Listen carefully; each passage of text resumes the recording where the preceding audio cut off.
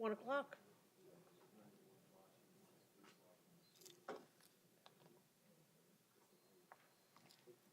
And they don't have to have anything, but if they do, for the defense. All right, good morning, everybody. My name is Judge Kim Teresa Malika. You're here today in First Appearance Magistrate Court. Today is not your trial day. We're just here to determine probable cause and your release conditions. Please do not talk about the facts of your case. Everything is being recorded. You have a right to remain silent. You also have a right to an attorney. Who do we have at the main jail, Mr. Reedy? Who's at the main jail today from the public defender? Hi, Mr. Romero, morning, welcome Judge. back. We missed you yesterday. Mr. Reedy filled in for you at the main jail. I heard. I've been hearing stuff about it this morning. Yeah, we have photographs here if you want. Anyway, we have Mr. Romero at the main jail, and we have Mr. Reedy to my right from the Public Defender's Office. We also have Assistant State Attorney Eric Linder, and your name? Kesha Davidson. Hi, Ms. Davidson. Welcome to First Appearance Court. Thank you. All right, so if you have a private attorney, please let me know when you step up to the podium. First case on the docket is Quatavia Cannon, please. She's here present, Judge Maine. All right, Ms. Cannon, good morning, ma'am. You have an out-of-state hold for, out of Rhode Island, obtaining money under false pretenses and access to computer for fraudulent purposes. You have a no-bond hold. I'll see you in extradition court, ma'am, which I hold on Tuesdays and Thursdays at 1 p.m. Good luck to you. Thank you. Next one is Jamarcus Rogers, please. He's approaching, Judge. Okay, Mr. Rogers, good morning, sir. You have an ad charge out of Georgia for 2 counts entering an auto with intent to commit fraud, 2 counts of financial transaction credit card fraud, financial transaction credit card theft, 3 counts of that, and then 2 counts of theft by taking felony criminal damage to property. You are going to be held no bond. We will see you in extradition court, like I said to the other lady, Tuesdays and Thursdays at 1 p.m. Thank you, sir. Good luck to you. All right, so let's take, now that we got the extradition stuff out of the way, let's take Antron McCrae, page 25. Let me just give me an opportunity to pull the other case. Mr. McCray. Do you have that one? Do you have that one? Mr. McCrae, page 25, and then after that, we're going to take Joshua Kelly, page 26. Good morning, welcome back. All right, deputies, if you could state your name for the record, spell your last name and who you work for. Stephen Kastner, Kastner, detective with the City of Hollywood Vice Intelligence Narcotics Unit. Thank you. Josh Brasso, Brasso, also a detective with the City of Hollywood Vice Intelligence and Narcotics Unit. Okay, thank you, good morning. Good morning. All right, are you Antron McCrae? Yes. All right, sir, you have delivered cocaine within 1,000 feet of a school, child care, or park. Bond set at $100,000. You also have a violation of probation. DL suspension causing death, Judge Merrigan. You have a no bond hold on that. Court does find probable cause, and I adopt the amendment. Just look one moment. That's for the felony violation of probation. All right, what say you, State? Your Honor, I'm going to be requesting that the court keep the bond that Judge McCarthy set in place, and additionally all the special release conditions that she set. First, just noting the serious nature of the allegations in the arrest warrant affidavit. This is a first-degree felony. He's already on probation, is being held no bond for violating probation. You noted the offense he's on probation for, and I would note that it's clearly, obviously, serious allegations that he's the case he's on probation for. His additional criminal history: 2015 trespass, 2008 delivery of cocaine, 2008 resisting without violence, disorderly conduct, 07 resisting without violence, 03 resisting without violence. I would also note, Your Honor, from what I can tell here, the probation he's on before Judge Merrigan is drug offender probation, so it's even more concerning and aggravating that, the nature of the charge he stands before the court on today. Where is there no return to? I have a 2214 Cody Street. Yeah, I'm sorry, What is Judge. that? It's just an address or? That's his residence. There's a church just down the street that I believe is listed in the probable cause. It's the ministry, All right, what's the name of the church then for the no return? it's, Your Honor, Ministry, the Jesus Christ Church, Ministry, the Jesus Christ Church, 3130 North 22nd Avenue, okay, Hollywood. Hollywood, Florida.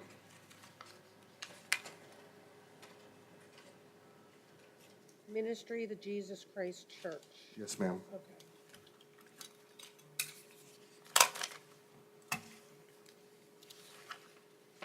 All right, what say you, defense? Well, obviously, Mr. McCrae has a no bond hold. He's going to have to resolve that in front of Judge Merrigan. The allegation here is that he sold one crack rock. I think the weight listed in this report is 0.1 grams. I understand what the Hollywood Police Department is doing in trying to clear out this area. We've been dealing with these cases for quite some time. These bonds are ridiculously excessive. A $100,000 bond for selling one rock of crack cocaine is disproportionate to the nature of the offense. With all due respect to what Mr. Lender says, I would ask the court for a $2,500 bond on count one.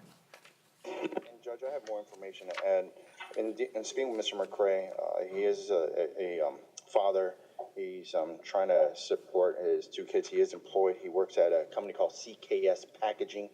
It's a plant which it's a manufacturing plant. He helps, seal the containers. He's been there for about 6 months. He makes about $8.25.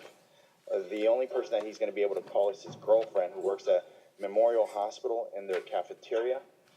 There's no way they're going to come close to $100,000 for allegedly selling $20 worth of crack cocaine, Judge.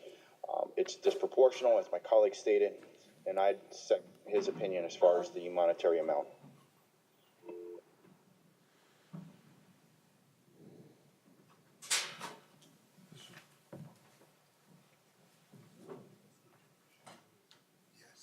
Your Honor.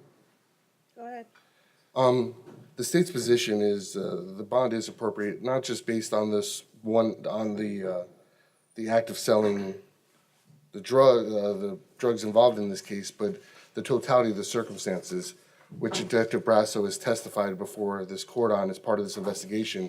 If I could briefly just ask him some questions, Your Honor, just. Raise your right hand. Do you swear and/or affirm to tell the truth? Yes. State your first and last name, spell your last name and your position with the Hollywood Police Department. Josh Brasso, Brasso, Detective, Vice Intelligence Narcotics Unit, City of Hollywood Police Department. Go ahead, state. You may inquire. Detective Brasso, the arrest of Antron McCrae and the allegations that he stands before the court on, is that part of your investigation that you've conducted in this area of Hollywood with drug deals around convenience stores and churches and parks in this area? I must object to this irrelevant line of questioning, Judge. Unless the state is making specific allegations about Mr. McCrae and criminal activity that can be attributed to him, what other people are doing is not relevant. And this painting of a broad brush and this guilt by association that the state is attempting to perpetrate on this court is incredibly, incredibly wrong. Maybe there are drug dealers out there. I get what the city of Hollywood's trying to do. I understand it. But Mr. McCrae is the one who's accused of a crime. And what other people do or other crimes committed by people who are not Mr. McCrae should not have any bearing on this court's decision regarding an appropriate bond on count one. Overruled. I'll give it the weight it deserves. Go ahead. Can you answer the question? It was part of the Operation Safe Streets, which was a approximately 5-month-long narcotics investigation, which was initiated based on complaints of violence and drug sales throughout, air drug sales throughout the Liberia neighborhood in Hollywood. Throughout the course of the investigation, there was a total of, I want to say maybe four reported shootings. Again, Judge, this is just highly inflammatory. The only purpose of any of this testimony is to inflame this court and focus this court's attention away from what an appropriate bond would be for Mr. McCray. If Deputy Grasso or Detective Grasso can say, Mr. McCray was involved in shooting people, Mr. McCray was involved in all these drug deals, that's one thing. But he can't say that because it's not true. What he's attempting to do instead is say, well, he was happened to be in this area, Judge, selling drugs, so he's a big part of this big problem. Mr. McCray has to be judged on acts that are attributed to him, things that he is accused of, not what other people are accused of. Overruled, I'll give it the weight it deserves. Go ahead. Please continue. Throughout the investigation, I believe it was a total of 38 controlled buys were made from areas around churches, convenience stores, daycare centers, and parks. I believe there were a total of 31 or 32 individuals that were involved in the total operation. All right, let's try to keep it to this case, State. And Your Honor, Your Honor, Detective, the location where Mr. McCray is accused of dealing drugs, this is in the Liberia section? Yes. Okay. Nothing further, Your Honor. Okay. All right. Does your client have a U.S. passport?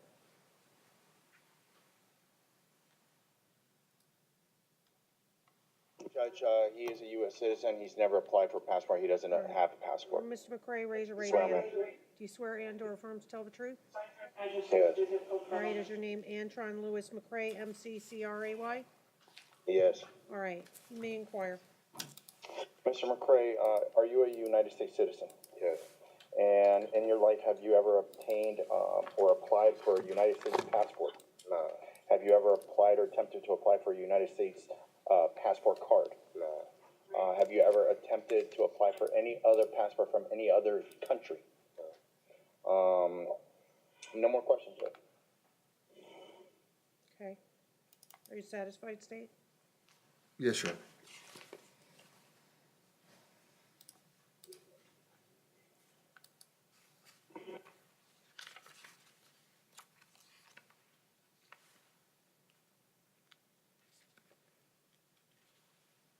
All right, the court's going to adopt the findings of Judge Barbara McCarthy for probable cause, and the court does find probable cause. Court's going to do the bond at $50,000. Count 2, court will hold them no bond. Special conditions, no return to the ministry, the Jesus Christ Church. Level 2 GPS, Nevia hearing, full collateralization, no possession of any firearms, ammunition, or weapons, and no possession and no applying for any passport or passport card anywhere in the world, sir. Thank you. Next one we have is Joshua Kelly, page 26, please. Mr. Kelly, come on up, please. Okay, detectives, announce your appearance for the record again for this case. Stephen Kastner, Kastner, City of Hollywood Police Department Detective in the Vice Intelligence Narcotics Unit. Thank you. Josh Brasso, Brasso, City Hollywood Police Department Detective, Vice Intelligence and Narcotics. Okay. All right, are you Joshua Kelly, sir? Yes, ma'am. All right, you have operating without a valid DL. No bond required for flee or elude a law enforcement at high speed. We need to talk about bond. And then you have deliver cocaine within 1,000 feet of a school, child care, or park, $500,000 bond. Court does find probable cause, and court adopts on, is it count 3? Count 3, there was an arrest warrant, the probable cause determination. Is it Judge Barbara McCarthy? Yes, ma'am. By Judge, yes it is, by the Honorable Barbara McCarthy. What say you, State? Your Honor, on count 2, I'm going to be requesting a $25,000 bond. On count 3, I'm going to be requesting that the court keep the bond in place and also keep the special release conditions that Judge McCarthy set in place as well. Your Honor, I believe Mr. Kelly's not only a danger to the community based on the allegations in the arrest warrant and previous testimony provided by Detective Brasso, I also believe Mr. Kelly represents a significant flight risk, and I have concerns about his future appearance in court. I would note the allegations that make up count 2, fleeing and eluding law enforcement. I would also note that in 2017, he was as a conviction for aggravated fleeing and eluding at a high rate of speed. He was sentenced to a year and a day state prison, and he was just released from state prison July 30th of this year. I would also note, Your Honor, according to Florida Department of Law Enforcement, Mr. Kelly is a registered gang member. His other adult priors: resisting without violence, 2017, resisting without violence, 2016, burglary of a dwelling with a battery, resisting with violence, 2015, he violated probation. He also, a moment.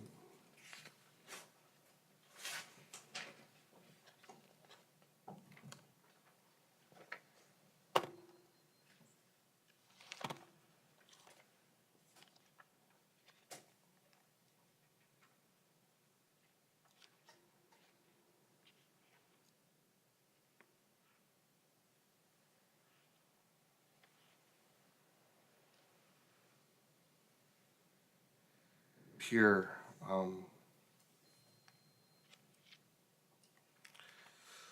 one time as an adult and on 3 occasions as a juvenile, warrants were issued for his failure to appear.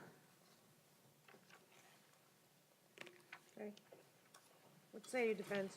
I would say that there is no probable cause to support count 2 of the allegation, the fleeing and eluding at a high rate of speed. The probable cause affidavit does not mention any speed at all of the vehicle. All that the probable cause affidavit says is that the deputy writes, "I followed the vehicle in my unmarked vehicle. I activated my siren lights, initiating a traffic stop. The driver then fled in the vehicle in an attempt to elude capture." It doesn't say how long he fled. It doesn't say how far he drove. It doesn't say how fast he was going. What it does say is that he pulled into 33rd Northeast 2nd Street and bailed out of the vehicle. So there is no support for the idea that there was any fleeing or eluding at a high rate of speed in this probable cause affidavit. I would reincorporate all of my arguments that I made on behalf of Mr. McCrae at our previous hearing just moments ago. I don't want to repeat myself, but I would incorporate those arguments as well in defense of Mr. Kelly. A $500,000 bond for selling 0.3 grams of cocaine is disproportionate to the offense charged. Defense, state? Your Honor, even if the court finds that there's no probable cause for fleeing and eluding at a high rate of speed, there is probable cause for fleeing and eluding law enforcement with emergency lights, sirens activated, which is still a felony offense, Your Honor. It's an F3.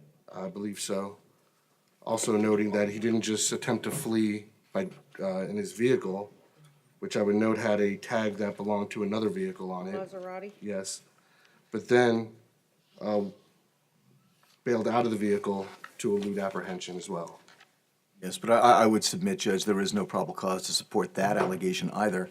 There is nothing in this probable cause affidavit that indicates how far this vehicle traveled. For all we know, it went 5 feet, which is not fleeing and eluding. Without more detail, without some specificity, for all we can tell from this probable cause affidavit is that this vehicle stopped almost immediately after the deputy activated his lights and sirens. There is no indication as to how far they traveled, what streets they were going down, whether other vehicles had to get out of their way, anything like that. This probable cause affidavit is completely void of language to the effect of supporting the statute that Mr. Kelly is accused of violating. It does say where he started and where he went to. Says 3rd Avenue and then to 2nd Street. It couldn't be, how could Okay, it be so 5 feet? how far is that? I think for purposes of probable cause, I think I am gonna find probable cause for fleeing and eluding a law enforcement officer. I agree, there's nothing for high speed here. Unless state, you wanna elicit some testimony from. No, Your Honor, I'm not at this time. All right, so we'll find PC for that. Judge, if I may also, and speaking of Mr. Kelly, he's 21 years old. Since he was released from prison, he's been living with his mother. Right now, unfortunately, his mother lost her employment. She was working at a nursing home, so she's actively pursuing employment. Right now, the person that's basically supporting the household is his sister that works at the airport in Fort Lauderdale as a baggage handler. As far as Mr. Kelly's personal finances, he has no money in the bank. He owns no sort of property. Right now, he is telling me that he's looking for work. So, Judge, at this time, any sort of monetary bond is something that Mr. Kelly cannot come up with, let alone the $500,000 on count 3, Judge. As to count 2, I'm sure the officers hopefully they have a dash cam, and then that will see who's actually telling the truth. And because Mr. Kelly contesting the way that PC is actually written, so we'll find out soon enough. But Judge, I'd ask you to take all that into consideration in determining reasonable release conditions. Anything further, State? No, Judge.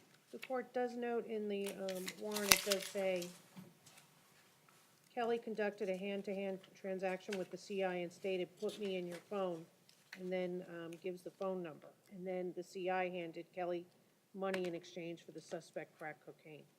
Court's going to order no return to the family food market.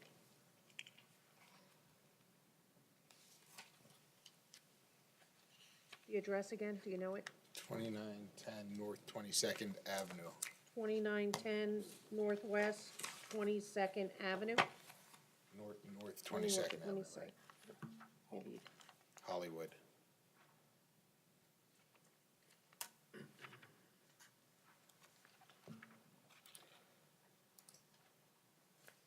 It says North 22nd Ave. Yes. All right.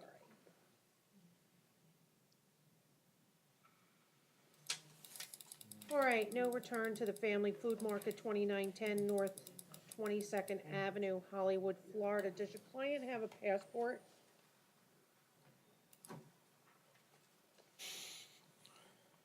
Judge, he does not. We could swear him in. All right, sir. Mr. Kelly, raise your right hand. Do you swear and/or affirm to tell the truth? Yes, ma'am. All right, is your name Joshua S. Kelly, Kelly? Yes, ma'am. All right. May inquire. Thank you, Judge. Mr. Kelly, are you a United States citizen? Yes, sir.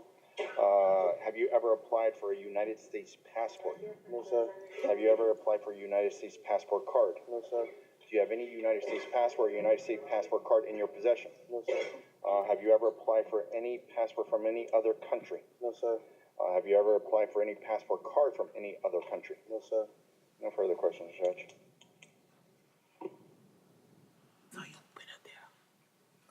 State your mic is on.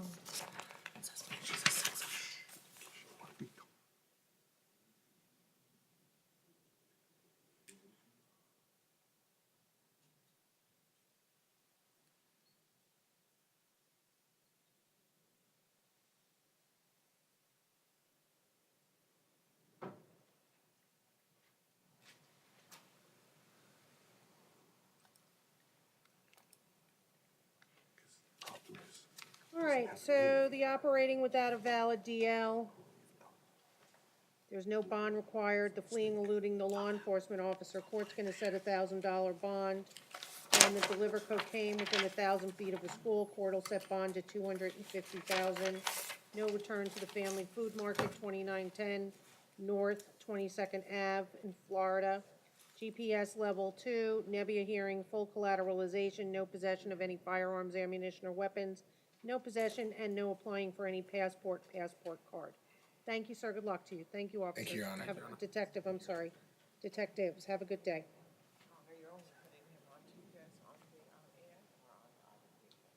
On the counts 2 and 3, not the 1.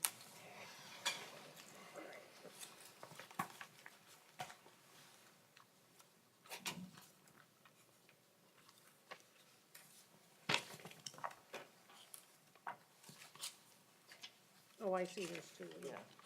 One is just a specific. Okay, I see. That shouldn't be the first case you have.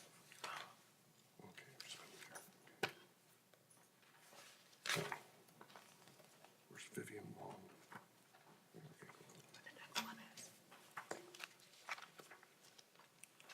There you go. Vivian Wong, please. North Broward, Judge. She would like to resolve this matter this morning if possible. Good morning, Ms. Wong, how are you? Good morning.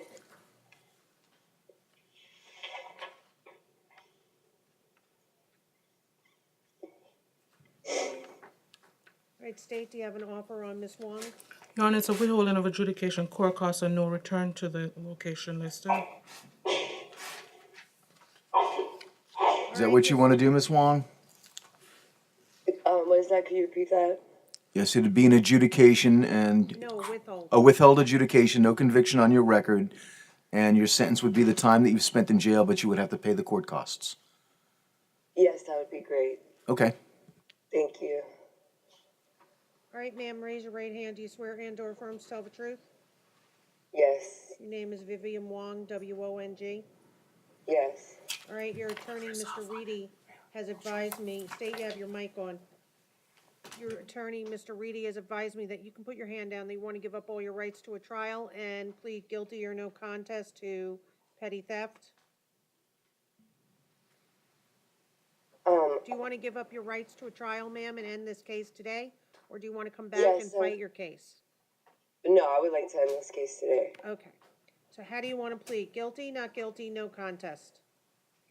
No contest means you're not saying you did it, you're not saying you didn't do it. It's just saying for all intents and purposes, you want to admit to the charge today and move on with your life and resolve it. Right. That's the one. No contest then? Absolutely. All right, you understand that if you get a third, if you have two, well, this one wouldn't count though, because it's a withhold. So, all right, you understand that if you're not a U.S. citizen, a plea of his charge could result in deportation proceedings and affect your ability to remain in the United States? Yes, I am a U.S. citizen. Okay. You're doing this freely and voluntarily? Yes. All right, court's gonna accept your plea, find that's freely and voluntarily entered, court has reviewed the court file, finds probable cause for the plea, withhold, court costs $293, 6 months to pay, partial payments, no return to the Walmart at 6001 Coral Ridge Drive, Coral Springs, Florida. Court takes judicial notice of time served in the Broward County Jail. If you don't pay, then $293, within 6 months, they'll suspend your driver's license, $25 late fee, and it'll affect your credit. Thank you, ma'am. You have 30 days to appeal the legality of a sentence to the court. If you can't afford an attorney, one will be appointed. Good luck to you. Thank Brittany you. Chisholm, please. Paul Ryan? Paul Ryan. Good morning. Good morning, ma'am. You have count 11, retail theft, $300+ coordinate with another $1,000 bond. Count 12, grand theft auto, $1,000 bond. You do have a probation violation. Is this a 94806? Yes. Okay. Probation violation, you're gonna be held no bond. You're gonna be going tomorrow before your division judge, Michael Usan, at 8:30 a.m. Court's gonna order no return to the Home Depot located at 1701. Where's that background noise coming from?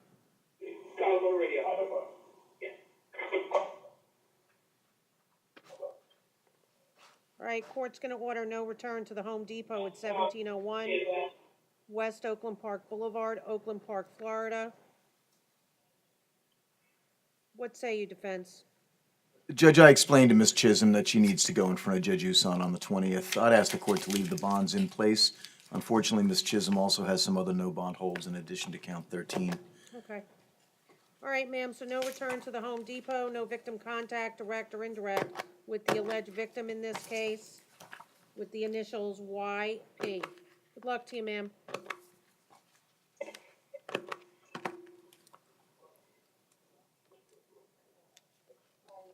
Tara Moss, please. Also, Paul Ryan? Paul Ryan. Morning, Miss Moss. You have an ad charge, grand theft in the 3rd degree. Are you in the SAP program? I am. Okay, good. How's it going? That's good. I'm Good. just about done with it. All right, well, congratulations. So, Thank you. ma'am, you're charged with retail theft, $300 or more, second subsequent offense.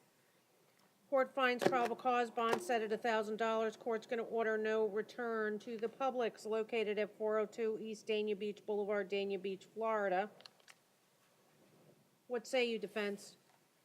Your Honor, Ms. Moss has a county sentence that That still has a ways to go. I advised her that she probably will be in front of her county, or a division judge shortly, and maybe she can work something out as a concurrent sentence on this count 5. All right, court will set bond at $1 on this. Thank you, ma'am. Good Thank you, luck to Judge. you.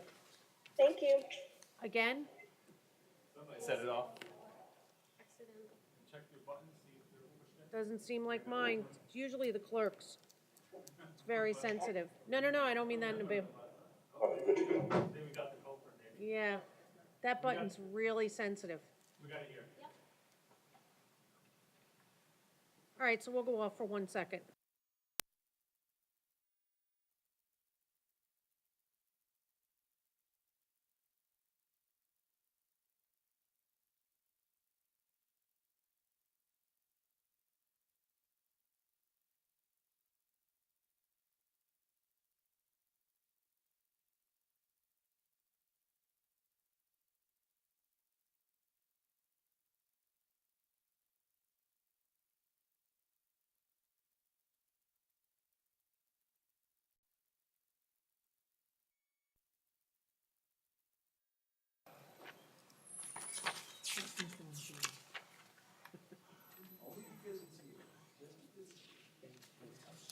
Tadafita McCall, please. Main jail. Yes, Judge, she's here present at Maine. All right, Ms. McCall, you have battery on an officer, firefighter, EMT. We need to talk about bond. Count 2 is resisting an officer obstructing without violence. No bond required. The court does find probable cause. What say you, state, on count 1? The state is asking for $1,000 bond, Your Honor. Pardon? The state is asking for $1,000 bond. $1,000, okay. What say you, defense? I'm not going to minimize anything, Judge, but I think the allegation is that she slapped the officer's hand away from her. You know, I saw that too.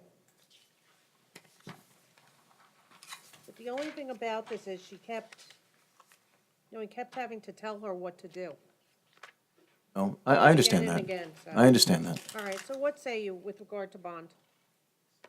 Judge, I'm gonna be asking for the court to consider releasing Ms. Come on McCall up. either ROR or then to leave, or I guess we wouldn't have an objection to the state's request of $1,000. She is a single mother supporting All her 2 right, kids. so then we'll leave the bond at $1,000 per state and defense. Thank you. Well, my first request was an ROR, that's. I my request. understand. All right. All right, thank you. All right, Ms. Stegmore, how are you? Good morning, Your All right, who do we have here? Raise your right hand. Do you swear and/or affirm to translate from English to Spanish, Spanish to English, to the best of your ability? I do. Alicia Stegmoller. Okay, who do we- Stegmoller. Thank you. Who do we need for a Spanish interpreter? I'm trying to find out right now, Judge, I don't know. Can you I make wasn't an in the loop. announcement, Ms. Stegmore? ¿Quién necesita intérprete en español? I'm being advised Alex Perez on page 9.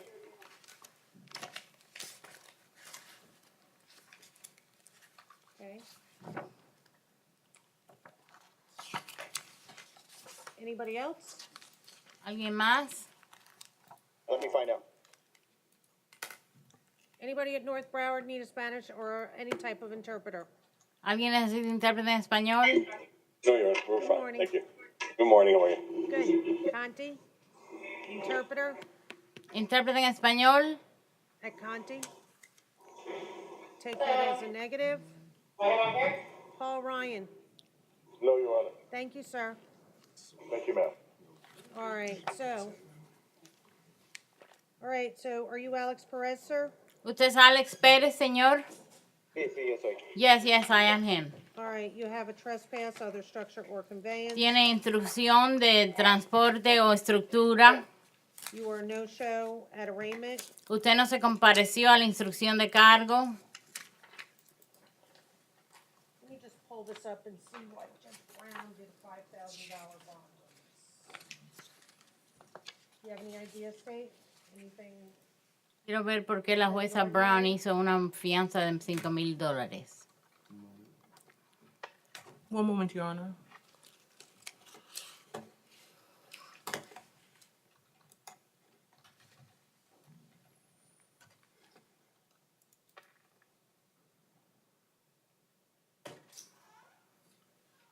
Looks like this is the third time he's failed to appear.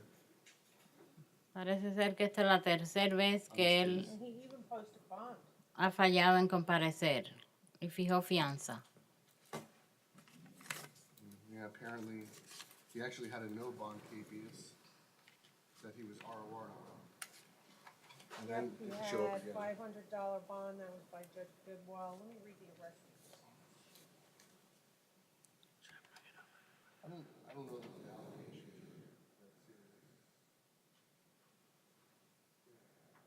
No sé que los alegatos sean tan serios. State, if you want to, Adjudication time served. the offers a withhold. You know. La oferta es una retención de fallo, Withhold and court costs, retención y cosa judicial and no return to the shop and save.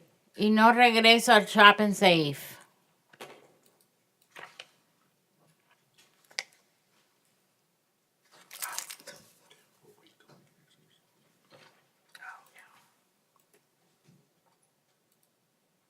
Judge, I'm going to be asking for the court to consider reducing the bond from 5,000 to 1,000. Voy a pedir que rebajen la fianza de $5,000 a $1,000. I do understand what Mr. Lunder said. I believe this is from what Mr. Lunder said. This is the third time he's failed to show on Entiendo this que el case. señor Londres dijo que es su tercera vez que no compareció en el caso. Mr. Perez told me he didn't get notice of El this. señor Pérez me dijo que no llegó notificación de esto. Normally, I would be asking for the court to consider an ROR. Normalmente pido a la jueza que le diera una libertad sin fianza. But because Bajo of the palabra. state's statements, I believe a $1,000 bond would be reasonable. Creo que $1,000 sería razonable de fianza. Frankly, after a third failure to appear, no bond would Su have been reasonable. señoría, sería no fianza por 3 veces sin comparecer. I'm gonna leave his bond at $5,000. He can talk to Judge Brown tomorrow. Voy a dejarle la fianza $5,000. Puede hablar con la jueza Brown mañana. PC. Thank you. Gracias. 20th, not tomorrow, Judge. The 20th, I'm sorry. El 20. Thank you Perdón. for correcting me. Muchísimas gracias por corregirme.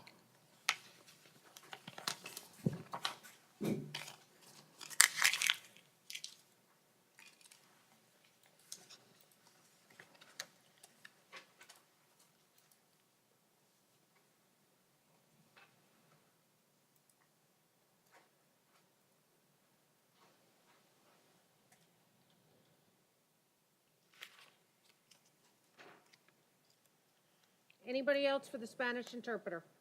Yes, Judge. Mr. Fidelino Corrado on page 27. Fidelino Corrado en la página 27. And this is the last gentleman that raised their hand, Judge. C-O, Corrado. okay. And anybody else? I'm sorry. That's it? No, nobody else raised their hand, Judge. All right, thank you. Okay, are you Mr. Fidelino Corrado? ¿Usted es el señor Fidelino Corrado? Sí. Yes. All right, sir, you have a possession of cocaine, $1,000 bond. Tiene tenencia de cocaína, $1,000 de fianza. Court finds probable cause. La jueza halla motivo justificado. Does he have any prior state? ¿Tiene algún antecedente estado? The state's looking, how long has he been in the United States? ¿Cuánto tiempo lleva en los Estados Unidos? One moment, Judge. I'm talking to him. ¿Cómo? 5 years. 5 años. 5 years.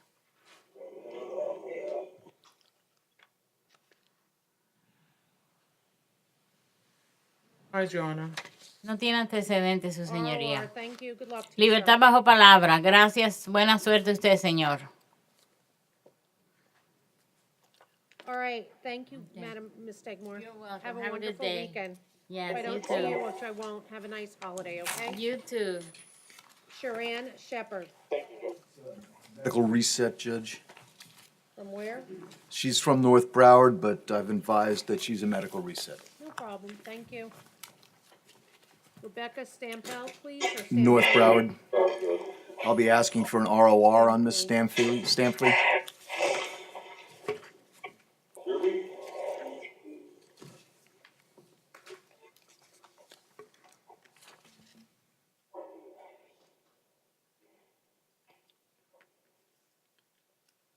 Okay, Ms. Stampelli, Yes, ma'am. or Stamfleet, is it FLI or? FLI. Okay, you have possession of alprazolam Xanax, $1,000 bond, possession of buprenorphine, $1,000 bond. 3 is possession of cannabis, 20 grams or less, $100 bond. Court finds probable cause. What say you, state? The state would be asking for pretrial release, based on the fact that Prior- she what's has her no prior- violent priors. She has, That's fine. hold on a moment. What did you say? Let me do the lawyering, okay, Rebecca? Okay. She just wants to get out of jail. Yeah, I don't blame her. I don't blame her either. I'd still be asking for a straight ROR, Judge. She's lived here all of her life. She's been working the same job for the last 15 All right, years. let me just find out from the state. 2016 possession of heroin, fentanyl, cannabis. 2015 theft. Did she 2010. show up in court? You see any failures to appear? Check.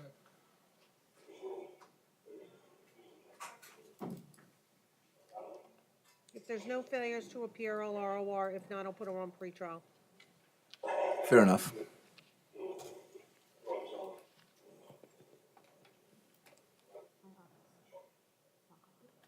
Well, I can tell you while I'm looking in 2016 on the cocaine and heroin. Apparently, she was on pretrial and violated and was arrested on the warrant. All right, so I'll put her on standard pretrial.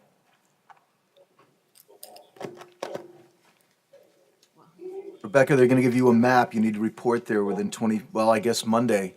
If you don't get out of Okay. jail in time, by Monday, by noon, you have to report downtown Fort If you Lauderdale, don't, there'll okay? be a warrant for your arrest, okay? Okay. So I want you calling in twice a week. Report 1 time a month in person. Okay. No reporting after court. No problem. All right, but you do have to report. If you get out today, go over there. It's by the main jail in the main courthouse. Yeah. not, be It there usually takes 6 to 8 hours to get out. So. No, I know, and it's 9:28, so I'm just saying you might want to just go over Thank there you. and get it over with, okay? Okay. Thank you. We don't need to know how familiar you are with the system, Rebecca. No, I didn't mean. I'm sorry. All right, good luck. All right, we have a mother here. I don't want her waiting. It's at the end of a docket. Joshua Brabham, page 27. Come on up, ma'am. I saw you sitting there patiently. Good morning. You don't, well, you can wait 26 pages if you want, but I don't think she wants to. No, but you said page 27. I only have 26. Well, 27 is what I have on here. Okay. What's the gentleman's name? Joshua Brabham. Is that page 26?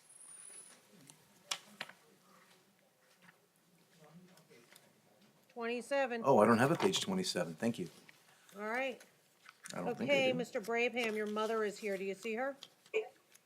Yes. All right, ma'am, if you could speak in the microphone and please let me know your first and last name. spell your Tiffany last- Carlisle. And Mr. Brabham is your son? Yes. All right, Mr. Brabham, you are charged with robbery, no firearm or weapon. Court does find probable cause. Court's gonna order no victim contact, direct or indirect, with the 2 alleged victims with the initials of DL and JNW. Can I say something, Your Honor? Hold on a moment. Okay.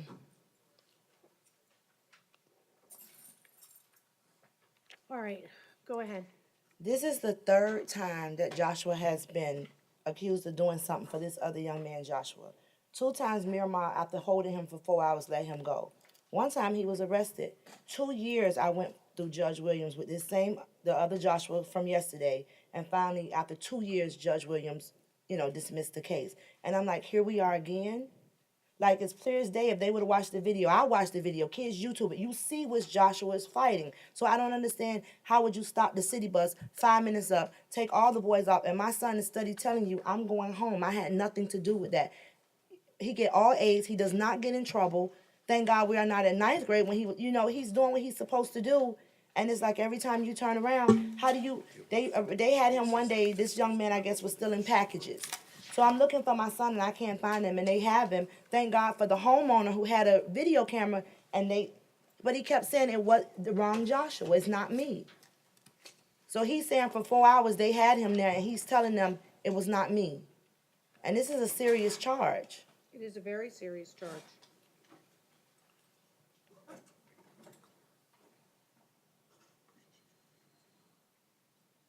State, what say you? Your Honor, first the state would like to address that the reference that the mother is making is not to the listed victim in this case. There's a Lynn, that's the one Lynn, that's the listed victim in this case, Your Honor. And given the fact of based on the facts of the case and the nature of the crime, the state is asking for a $7,500 bond on this case.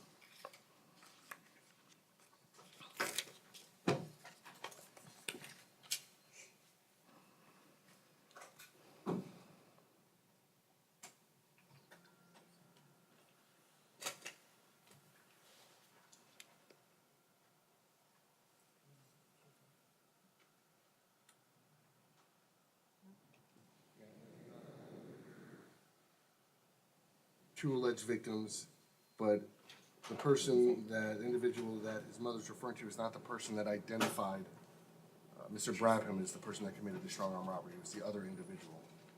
So I would just note that. The person that I'm speaking of is Joshua, who got away.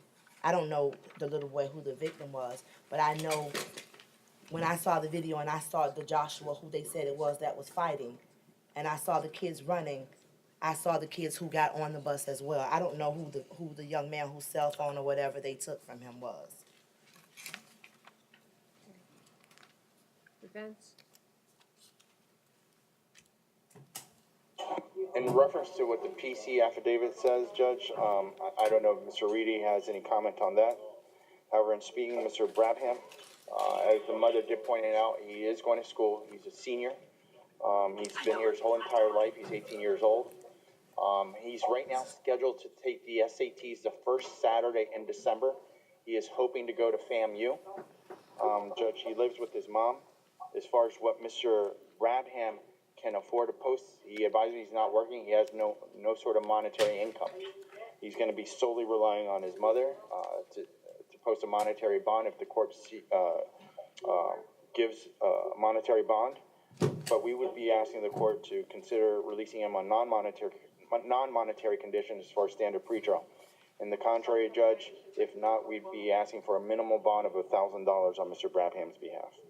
I definitely don't. My husband was killed by a drunk driver in April. We've been homeless for months. We just got into a new home, so there's no way. And through all this process, Joshua doesn't get in any trouble. Joshua remained all A's and B's. No trouble at all does he get in. I went through this for 2 years with Joshua, saying the same thing. It wasn't him. Sick. Judge Williams even allowed me not to even come to court, call in because I was so sick. And then after 2 years of our life, then we find out this case dismissed because wrong Joshua again.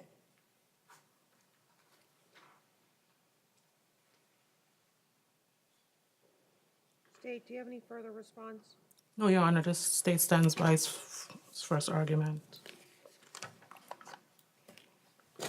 All right, today is just, the purpose of today, I'm not as division judge, is just to determine probable cause, and on its face, does it appear that your son committed this crime? And based on, I have to follow the law, based on the probable cause affidavit, it does appear that your son committed this crime.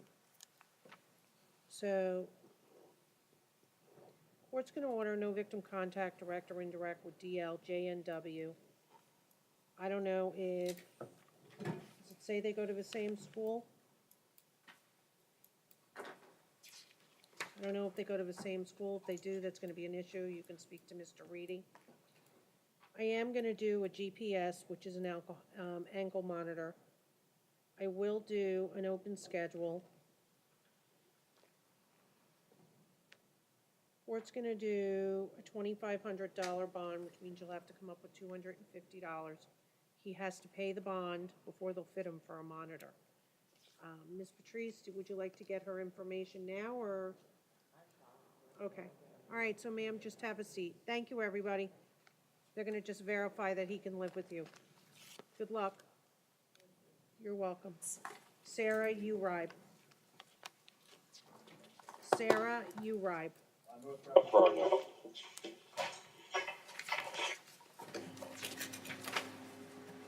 Ms. Uribe, you have grand theft between $300 and $5,000, $1,000 bond. Court does find probable cause. Court's gonna order no return to the Dillards at 11945 Pines Boulevard in Pembroke Pines, Florida. You go back there, you will be arrested. State, what's her prior history like? No Florida prize, Your Honor. Yes, Judge, I was going to ask the court to consider releasing Ms. Uribe on her own recognizance. She's been a resident of Florida all of her life and has no prior criminal history. All right, I'll ROR her, no return to Dillard's, man. Good luck to you. Thank you. You're welcome. Dama Martinez, North Broward. North Broward.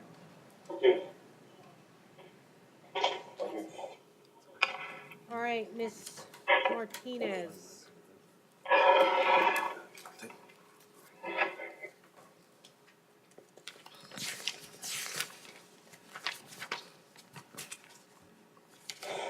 Okay, Miss Martinez, you have failure to stop remaining in an accident involving non-serious injury.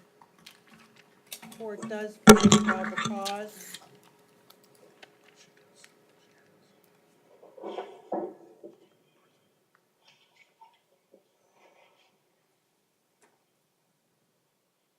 Court does note that it says the defendant was involved in 2 confirmed hit-and-run crashes, one involving injury to a pedestrian, which he failed to stop and failed to remain on the scene, although her car was not the car that hit it, it was the car that she crashed into. What say you, State, with regard to bond? Excuse me? Hold on, ma'am, you have the right to remain silent. Anything you say or do can and will be used against you. We have Mr. Reedy here, your attorney. So if you want to talk, you can, but I'm sure Mr. Reedy is going to advise you not to. Go ahead, State. That The would be state is correct. asking for a $5,000 bond, given the nature of the crime. She presents a flight risk. Additionally, she went to prison in Kentucky for robbery, Okay? and she has had a parole violation as recently as 2016, Your Honor. Is she still on parole? Violation. I was in prison in 2016, so how did I get a parole violation? I was incarcerated in 2016. I didn't go nowhere. I was in prison from 2008 to 2017. All I can tell you is what's on the FBI database, which shows on October 17th, 2016, Dama Martinez, and it has arresting agency, Louisville Metro PD, charge parole violation for technical violation. That's all. Okay. All right, what say you, defense? Good morning, Mr. Resnick. Judge, Ms. Martinez is not in a position to make any kind of a monetary bond. Come on up, Mr. Resnick. She's been living here for a year. What the state says about her criminal history is correct. She was released in March of 2017. She's had no contact with the criminal justice system since then. She really doesn't seem to have a stable address. She's given me the number of a friend of hers that I can call to see if they can come up with some kind of bond or if she could stay there. I'd ask the court for a minimal bond for Ms. Martinez. I understand the severity of the allegation, but the reality of the situation is that she is not going to be able to post a monetary bond. Anything further, State? Your Honor, given to the fact that the defense just added that she has no stable address, the state is also concerned that without a $5,000 bond, we cannot confirm her present in court. Does she have any place to live? It doesn't seem that way, Judge. I mean, you know, I'm going to call her friend and see if there's something that her friend can do to help her, but at this point in time, it seems as though Ms. Martinez does not have the ability to bond herself out.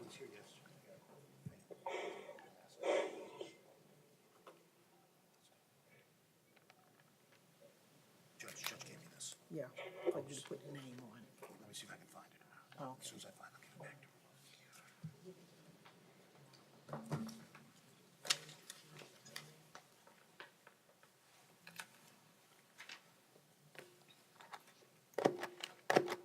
Court's gonna do $2,500 bond, standard pretrial supervision. She has to report after she bonds within 24 hours of release. That doesn't include weekends and legal holidays. Call in 3 times a week, report once a month. No reporting after court. Fast for how long? Till further order of court, ma'am. Do you resolve your case? Standard pretrial, report 24 hours after release. If you don't report 24 hours after release, there'll be a warrant issued for your arrest. So if you get released tonight, ma'am, listen carefully, ma'am. All right. Thank you, ma'am. Good luck to you. Thank you, Judge. Sure. On this one? No, because of school. Manusha Sarant? North Road, yeah.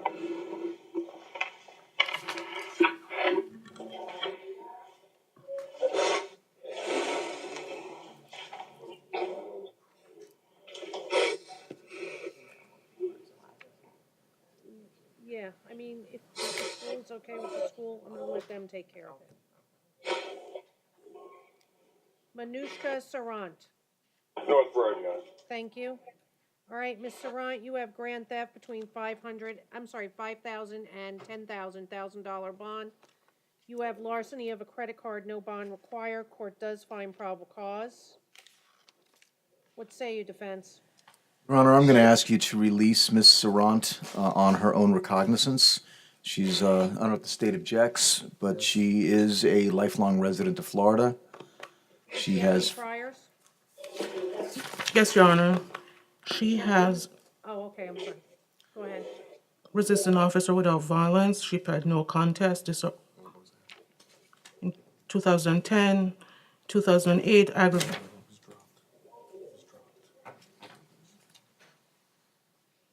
Okay. Is her last charge 2010? Yes, Your Honor. All right, I'll ROR her, no victim contact, direct or indirect with MJ. Thank you, ma'am, good luck to you. okay, Manushka, you hang in there, okay? Judge, if, could I address something, because the deputies are advising me, some gentleman here needs to go to court. He's on page 16, Judge. It's David Lee. He's actually 16, 17, and 18.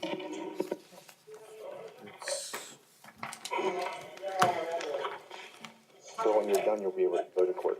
The deputies will transport. Okay, I'm sorry, what page is this? 16, 17, and 18. Counts 13 through 40. Okay. Give me one moment, here you go, Ms. Patrice. Okay, are you David Lee, sir? Yes, ma'am. All right, sir, you have counts 13. Let me just go through them. You have petty theft, second degree, third subsequent offense, count 13, 15.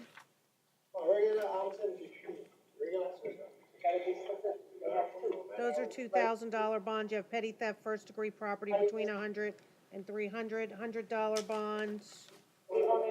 And you have another petty theft, second degree, first offense, no bond required. Then you have a parole violation, you have a no bond hold, count 14. Count 16, count 20, count 22. Count 34, 37, and 40. And then you have burglary of an occupied structure unarmed. Is take out state of emergency state? Okay. Then you have count 17, burglary, occupied structure unarmed. We need to talk about bond. Appears to be the only, hold on, sir. Appears to be the only occupied one. Then you have burglary, unoccupied conveyance unarmed. We need to talk about bond counts 18, 19, 21, 24 through 28, 29 through 31, 35, 36,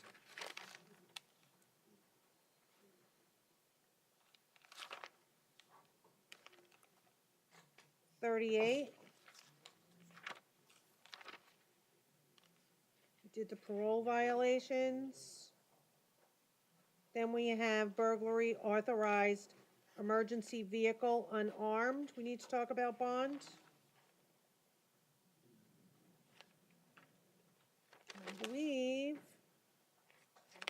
that's it. Court does find probable cause. What say you, State? Your Honor, I'm gonna be requesting $5,000 bonds on each burglary.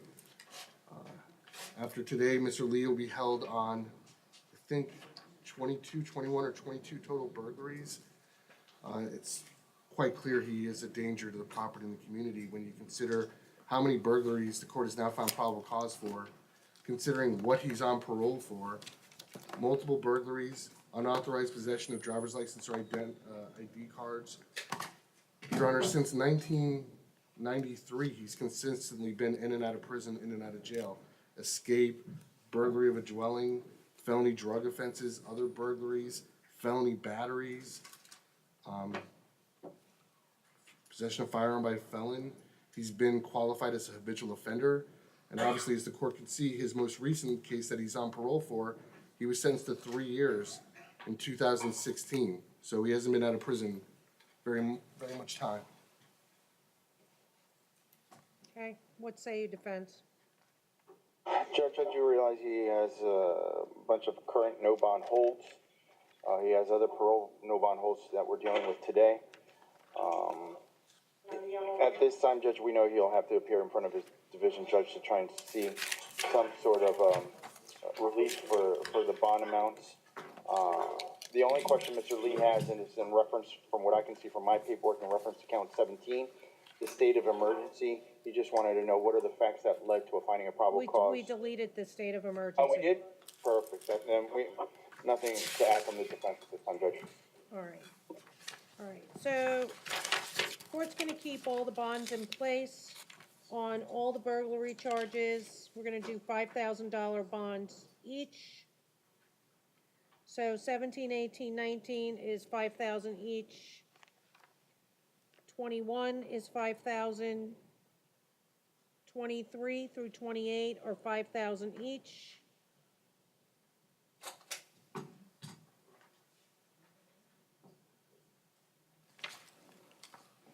One, two, three.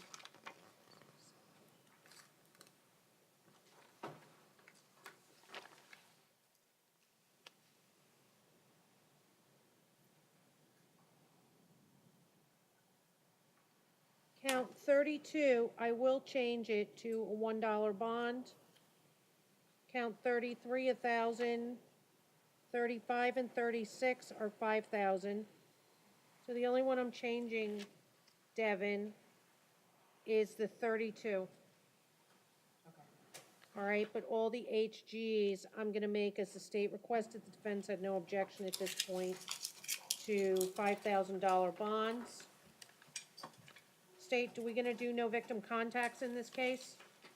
Yes, Your Honor, I've just asked. All right, so let me just tell you who they are. No victim contact with CZ, with DNA, with HLA, with AS, JR, ST,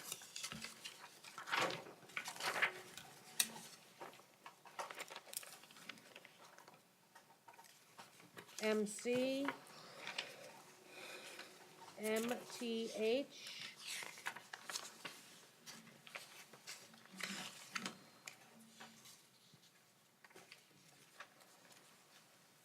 with JPT, AM,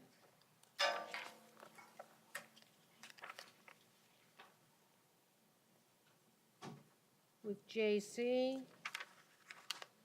there any that you think if there's anybody that I missed? I don't think I did. Okay. Thank you, sir. Good luck to you.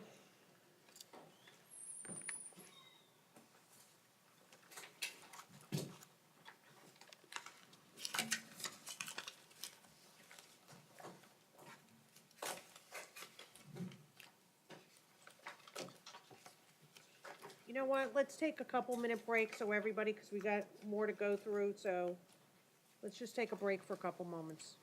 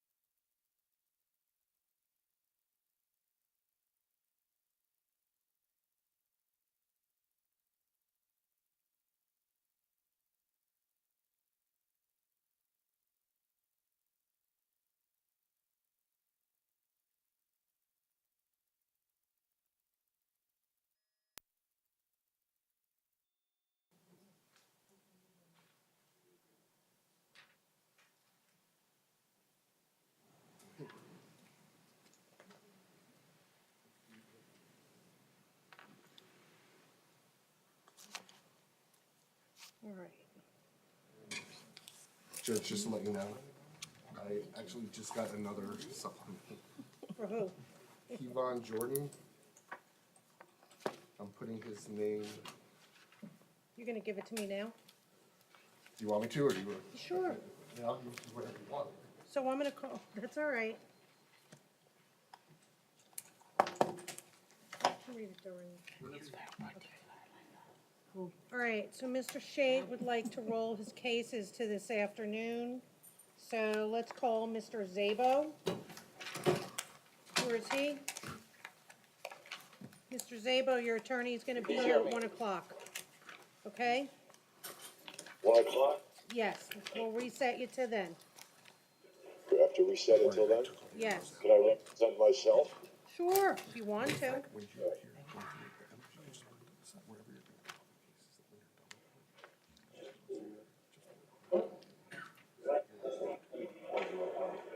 My charge is trespassing. Hold on, let me just look.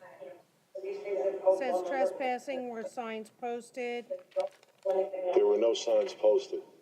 I was behind the Broward Outreach Center. All right, sir, this is the problem with you representing yourself. You're putting your place at the scene of the crime, so to speak. You have the right to remain silent. Anything you say or do can and will be used against you. So here's your options, okay? You have a municipal ordinance that says trespassing or signs posted. If you want to fight that, I can ROR you and you can come back to court. I can give you Mr. Shate's number and I can appoint him. You'll get out of jail today, or you can admit to the charge, adjudication, time served, up to you. What would you like to do? I'll admit to the charge. All right, raise your right hand. Do you swear and/or affirm to tell the truth? Yes, I do. Your name is Zoltan Zabo, S-Z-A-B-O? Yes, ma'am. Okay, Mr. Zabo, it's my understanding you want to give up your right to a trial and waive your right to have an attorney appointed in your case? Do you want to Yes, waive, ma'am. which means give up your right to a trial and give up your right to an attorney in this case today? Yes. I'll be Anybody released forcing, today. yes, you will, and I'd release you if you want a trial, or you want to think about it. No, I'm fine. That's fine. Okay. So you understand, I'm gonna adjudicate you, which is a conviction, sir, and time serve you. I also have to impose by law $78 in court costs. I'll give you 6 months to pay that. Partial payments are accepted. If you don't pay it, you'll have a $25 late fee.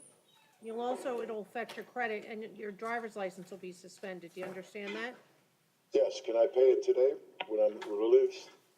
You can pay it in 6 months, today or 6 months from now, at any county courthouse, okay? I'll pay it today, okay. All right.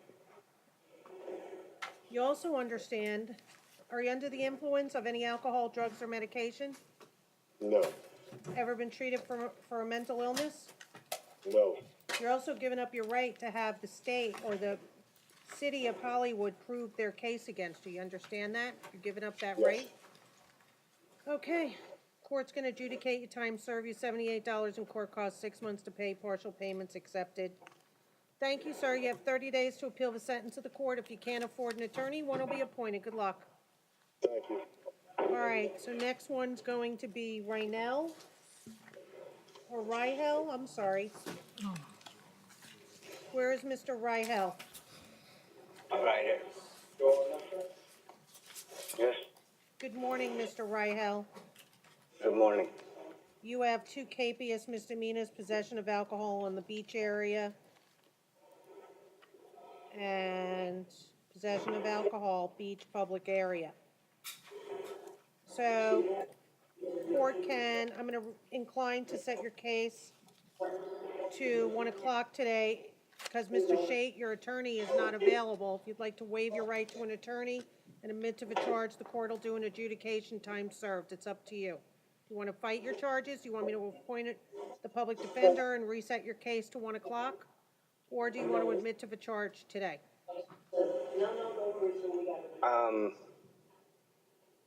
All right, this is what I'm gonna do. I'm gonna reset your case to 1 o'clock. It's only a little bit of time from now. We'll see you at 1. Thank you, sir. Good luck to you. Mr. Rodriguez.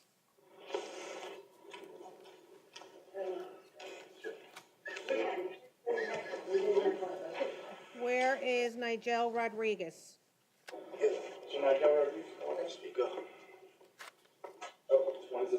Yeah. And Judge Count, Good morning, Your it's Honor. a state offense. Yeah, I know. Trying to resolve this. All right, you know what, sir? I'm gonna roll your case till 1 o'clock so Mr. Shake can be here. Okay? No And problem. we'll talk about resolving it then.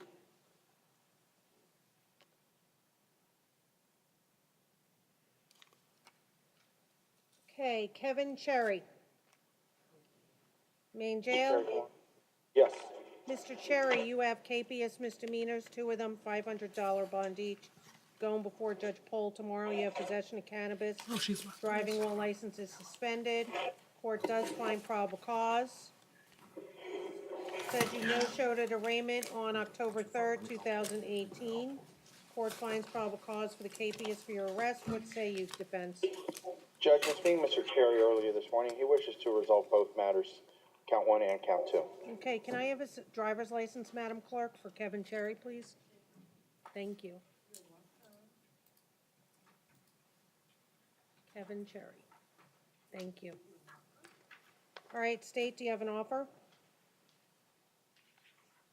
Withhold court costs each count.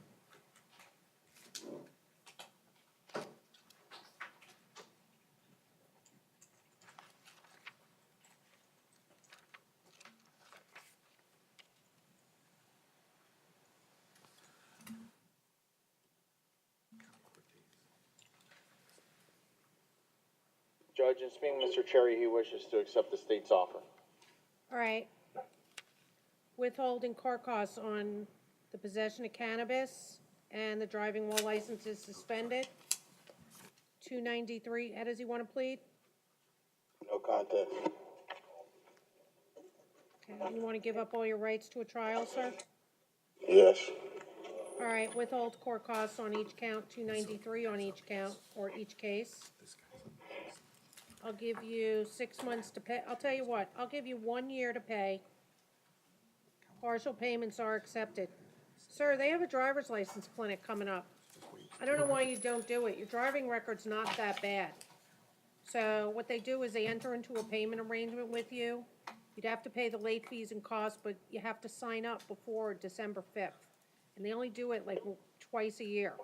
So it's something you should really take advantage of. It's only for Broward County, and all your cases are in Broward County. I don't know why you don't try to do it. Okay, but you have to pre-register if you go to browardclerk.org. Before December 5th, you have to register online. So when you get out, I would register this weekend because it does fill up, and it really is a good opportunity for you to get your driver's license back. Okay. All right? Court takes judicial notice of time served in the Broward County Jail. And that's why I gave you 1 year. Hopefully you'll take advantage of that program. So these $293 will allow you to pay that in 1 year in the future. Okay? Thank you, sir. Good luck to you. Trumaine Dion Simpson. Mr. Simpson, come on up, please. Thank you. Simpson. Count 2 is the county ordinance case. Oh, that's Mr. McLaurin's. We'll pass. Have a seat, sir. They're gonna wait on your attorney on count 2. Did we pass Patrick Jean for, or what did I do with these cases? Why was I doing this? Let's see. Passed some cases, I don't know why. We might have also passed Shannon Carroll, Judge, Yeah, on I page know. 7. Patrick Jean, I don't know, they're all out of order. Probably when I was putting together supplemental. Mr. Patrick Jean is here present, Judge at Maine. All right, Mr. Jean, you have driving while licenses suspended, second offense, $100 bond. You do have a KPS misdemeanor. You're going before Judge Brown on Monday at 9 a.m. Your KPS is for petty theft, no show calendar call February 20th. What say you, defense? Judge, in speaking Mr. Jean, he wishes to resolve both matters here today. State, you have an offer, and do we have a driving record on Patrick One Jean? moment, it also appears this would be a second within 5. He had one in 2017, DWS, that is.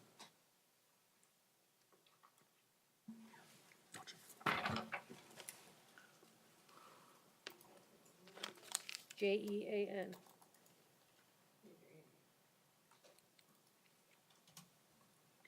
Age 8, thank you. Yes, some of them.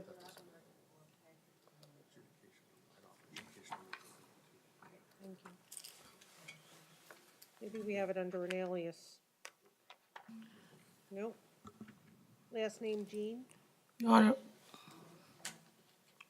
Patrick Jean.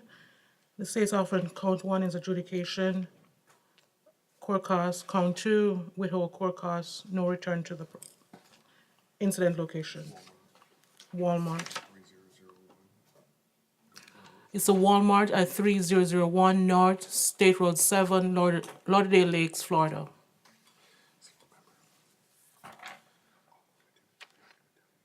What's his prior history? Why is his license suspended? Can he not get a license?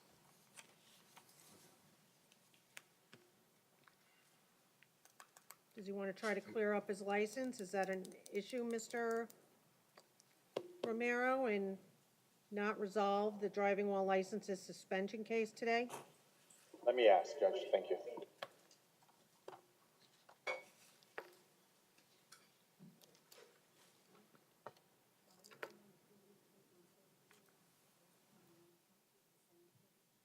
Oh, they are the same case? Oh, I thought it was, so then just 1-293. It's suspended for, All right, let me just correct something on Kevin Cherry.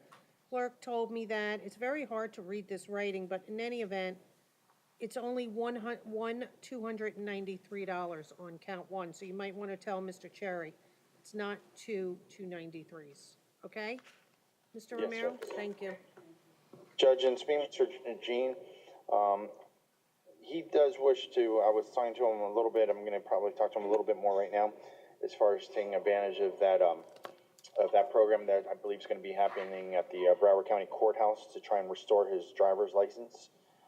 So Judge, I'd ask you, he wishes to accept the state's offer in reference to count 2. In reference to count 1, I would ask the court if the court would be inclined to offer an ROR on his behalf. Let me just pull it up. It's December 5th, 10 to 7, registration in advance is mandatory. Pre-register by November 30th.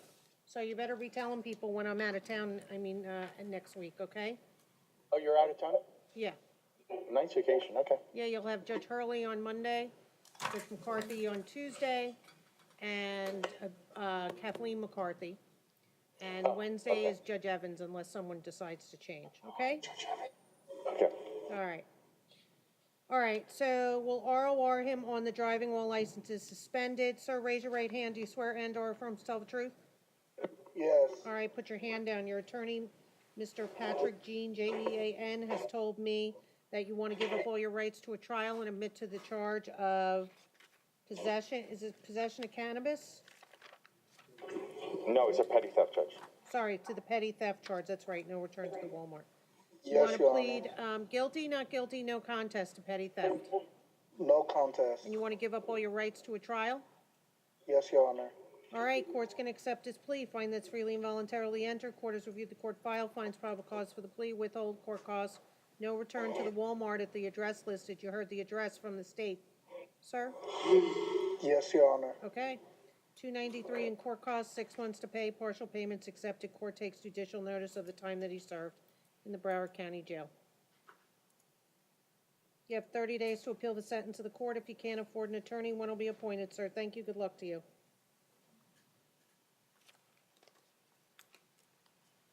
Shannon K. Carroll. I don't know what page. Paul Ryan, page 7. Thank you. Your Honor, Ms. Curran went back to the unit. She refused. Okay, so defendant refused and voluntarily absented herself.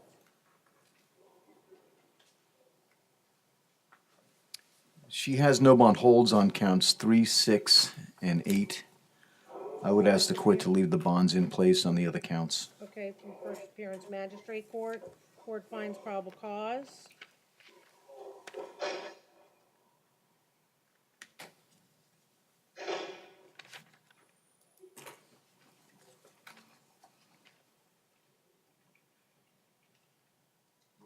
Anything further, state? No, Your Honor, the state will ask that the bond be replaced.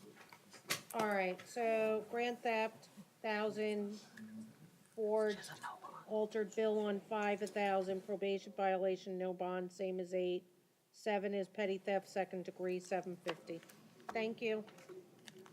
Next one is Pedro Rivera Ramundo. Waive formal reading. Judge, he's actually in court. All right, let's reset him for this afternoon or tomorrow, your choice. Okay, next Probably one tomorrow. is, all right, reset it for tomorrow then. Jesse Mack, Mr. Mack? Jesse Mack. Mr. Mack? Oh, Judge, I believe that's a municipal ordinance, and Mr. McLaurin is speaking to him right now. okay. Arthur Lee Mitchell is another one. He's a reset. He's a, Oh, Judge, it's a Reset medical him. reset. Judge, who is? Mr. Arthur Mitchell, medical reset. All right, I'm gonna talk to Mr. McLaurin about it when we get it, when he gets here about him. Lenny, that's for 1 o'clock, I mean for tomorrow. Yes. The one with the exposure of, yeah, okay. Lenny DeSalt is another one. Is that Mr. McLaurin's? I believe so. He All has right. a couple gentlemen that he's speaking to. All right, Virgil Taylor. He's here. Mr. Taylor, come on up, please. Okay, Mr. Taylor, DUI, alcohol or drugs, first offense, $500 bond. Count 2 is DUI with damage to property or person of another, $1,000 bond. 3 is failure to submit to a written accident report.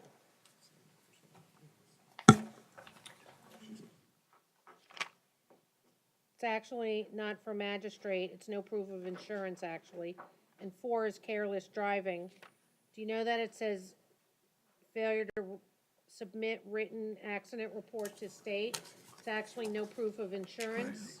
Even though it's not for magistrate, I'm still gonna correct it on here, Devin. Okay.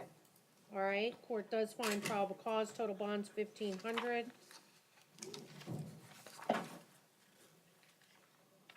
What kind of prior history does he have, state? Your Honor, they're very dated from 93. Okay, where does your client live? Judge, he lives in Fort Lauderdale with his aunt. Let him And give his me the aunt- address. Let the judge know your address. 55 Northwest 29 Terrace. All right, ROR, sir, good luck to you. Thank you, Judge. Show up for court. Michael Cade, please. North Broward. Sure. Mr. Cade would like to resolve this matter. He's also interested in going to the CRC, Judge. All right, well, here's the issue. I know.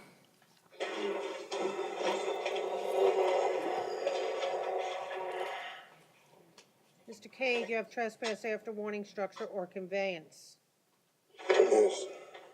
You have 1, 2, 3, 4, 5.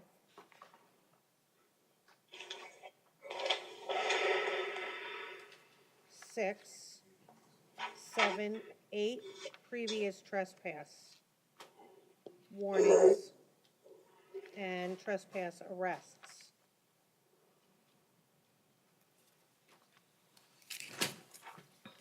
Court's gonna order again, sir, no return to the Exxon located at 220 South Dixie Highway, Pompano Beach.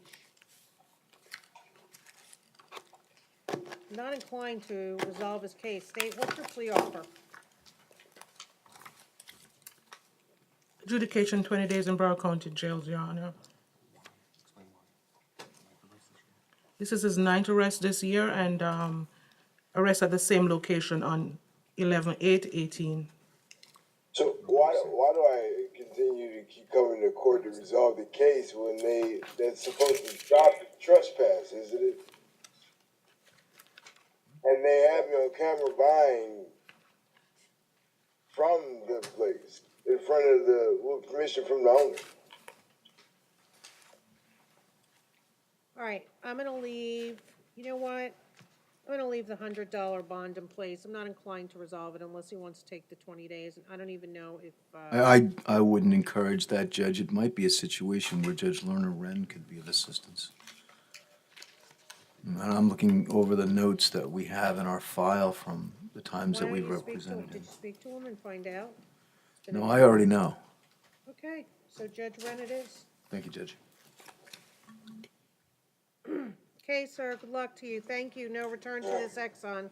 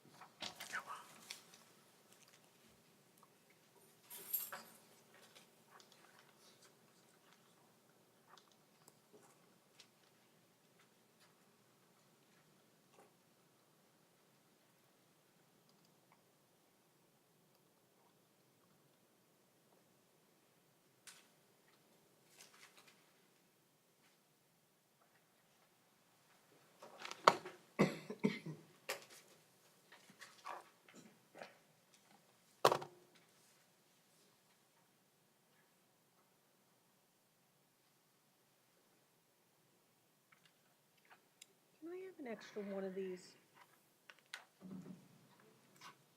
One moment.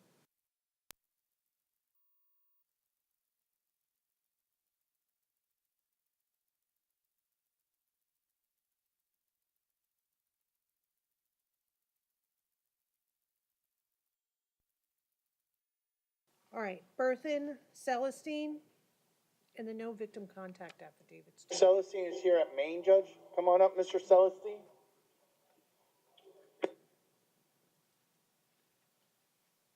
Okay, Mr. Selenstein, good morning, sir. You have DUI, alcohol, or drugs, first offense, $500 bond. 2, 3, and 4 DUI with damage to property or person of another $1,000 bond each. Total is $3,500. Court does find probable cause. What say you, defense?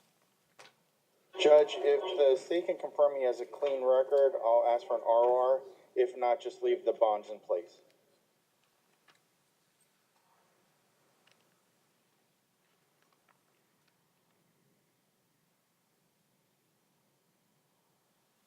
Your Honor, he does have a clean record, but given the fact that this is an accident that involves multiple car and damages, the state is asking for pretrial. I agree. Okay, Judge, so, what I would ask is then just leave the standard bonds in place, considering he has a clean record, he's presumed innocent, just leave the standard bonds in so place. he can gave me pay the phone number. standard bonds? Yeah, he gave me the phone number of his girlfriend Francina, and I'm gonna call her, so he believes that won't be a problem going through a bondsman. All right, $350. That sounds reasonable. Thank you, Judge.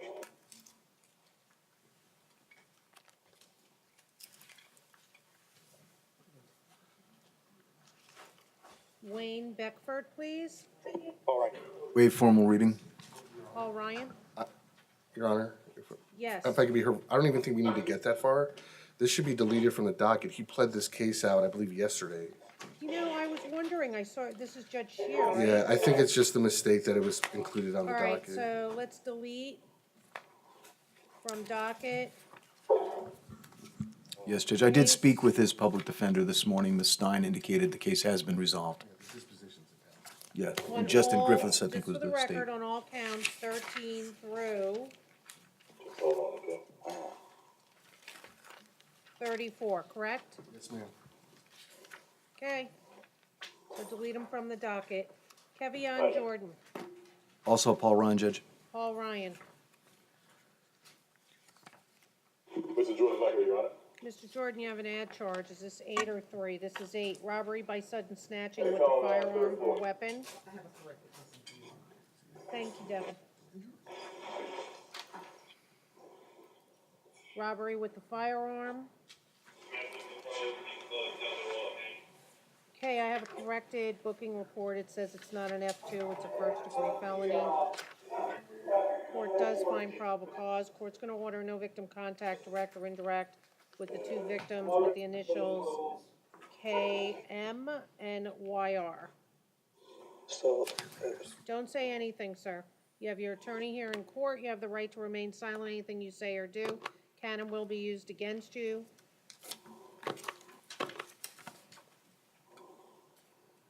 What say you, State? Your Honor, the state is asking for a no bond hold in this case based on the fact that proof of guilt is evident or presumption great based on the PC and the supplemental report that was provided. What say you, defense, Mr. Reedy? At this time, it appears, Your Honor, as though Mr. Jordan has a no bond hold on count 3 for burglary of an unoccupied, it looks like conveyance, violation of pretrial release, as well as some pretty high bonds on some other charges.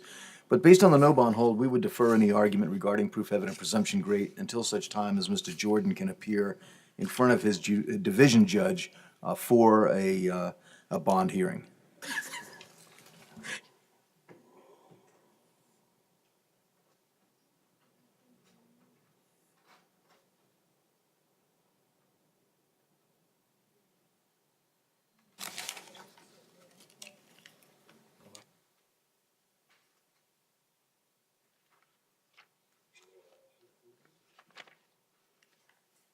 Okay, Mr. Jordan, I reviewed the probable cause and the supplemental report affidavits filed in this case, and I find probable cause. I further find the proof of guilt to be evident or the presumption great on the robbery with a firearm.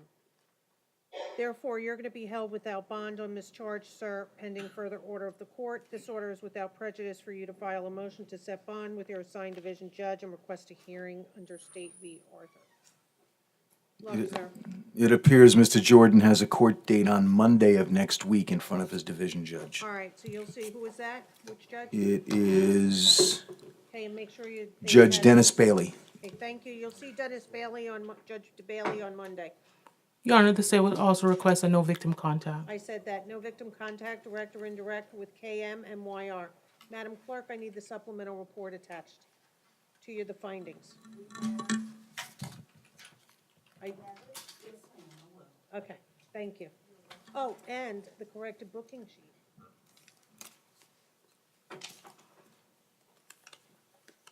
Shamar Shealy, Conti, Your Honor.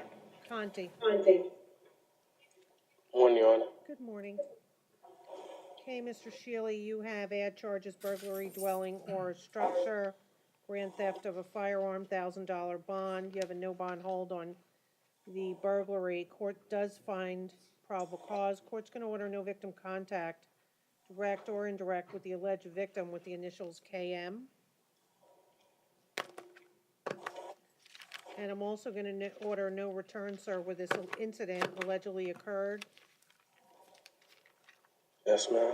at 5164 Northeast 19th Avenue in Pompano Beach. And I'm going to order you to maintain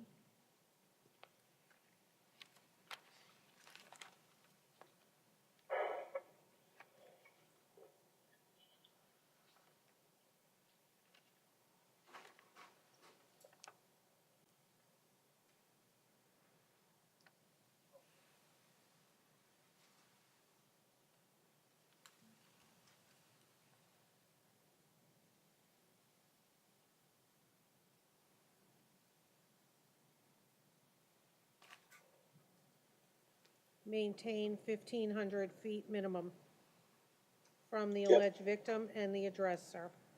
Yes, ma'am. What say you, State? Your Honor, the state is asking for a no bond hold based on the fact that proof of guilt is evident or presumption great. And that's on count 5. Yes, Your Honor. Okay, defense? We would object to the court making a finding of proof evident presumption great at this stage of the proceedings based on what's been presented to the court, which is basically a probable cause affidavit, which is designed to establish probable cause, not the highest standard that we have in the criminal justice system, which is proof evident presumption great.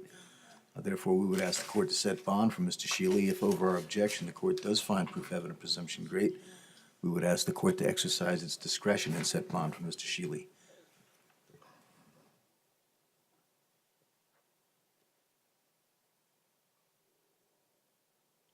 Okay, Mr. Shealy, I've reviewed the probable cause affidavit filed in your case, and I find probable cause. I further find the proof of guilt to be evident or the presumption great on the burglary of a dwelling, structure, or conveyance armed. Therefore, you're going to be held without bond until further order of the court. Service orders without prejudice serve for you to file a motion to set bond with your assigned division judge and request a hearing under State v. Arthur. So on the burglary, no bond. On the grand theft of a firearm, $1,000 bond. No victim contact, direct or indirect, with KM. Maintain 1,500 feet from the alleged victim at all times wherever they may be located. No return to 5164 Northeast 19th Avenue, Pompano Beach, Florida. Maintain 1,500 feet minimum from that address. GPS level 2 on count 6, the grand theft of a firearm. Thank you, sir. Yes, Good luck ma'am. to you. Your Honor, if I may, at this point, the only person that was able to pay my bond, my grandma's in the hospital. I don't have anyone else to pay any bond. I'm all by myself in the foster care system. I don't have anyone. All right, well, unfortunately, sir, on the robbery charge, you're held no bond, so you can't bond out. So therefore, I'm gonna leave the bond at $1,000 on the grand theft of a firearm. I think it's certainly reasonable considering the facts and circumstances of this case. But you can always contact your public defender. You should be going to court shortly for an arraignment. Is that correct? Mr. Reedy? Showing that Mr. Shealy has a court date in front of Judge Gillespie on December 18th. I do not show any court dates on the other unfiled cases. All right, so you're gonna be going to court soon. Go through the kiosk and contact your public defender and talk to them about the bond situation. I'm emailing your public defenders on your separate cases right now, Mr. Shealy, so they're aware of your situation. And sir, there's no possession of any firearms, ammunition, or any weapons. Thank you. All right. Hadley Augustine. Mr. Augustine is here present, Judge. Good morning, Your Honor. Good morning. Okay, Mr. Augustine, you have count 4, burglary of an unoccupied structure unarmed. 5 is dwelling unarmed. Same for 6. 7 is grand theft. Between $300 and $5,000, $1,000 bond. 8 is the same thing, grand theft, $1,000 bond. Court does find probable cause. Court's going to order no return to the Burger King located at 3951 Davie Road in Davie, Florida. In fact, sir, the court's going to order that you maintain 1,500 feet minimum from that business. That's including the parking lot and the sidewalk and the curtilage of the property, sir. Yes.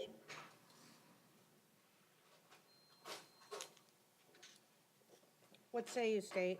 Your Honor, the state is asking for a $10,000 bond on each count.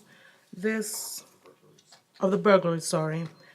This incident occurred when the defendant was out on bond on $15,000 bond for a robbery with a firearm, Your Honor. Weapon, sorry. What's that case number? Excuse me, one moment, Judge.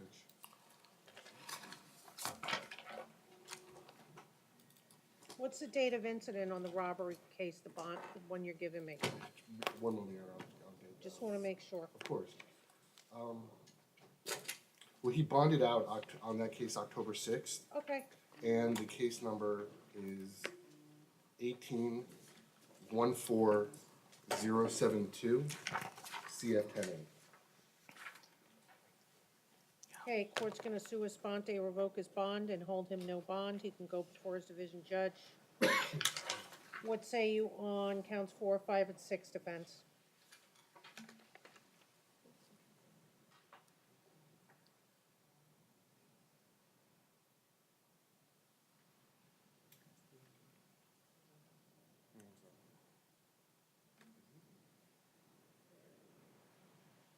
That's different. No, that's not the robbery.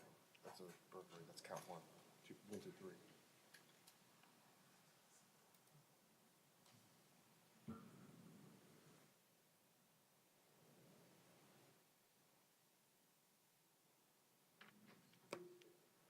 Court's also going to order no victim contact, direct or indirect, with the alleged victims with the initials MA.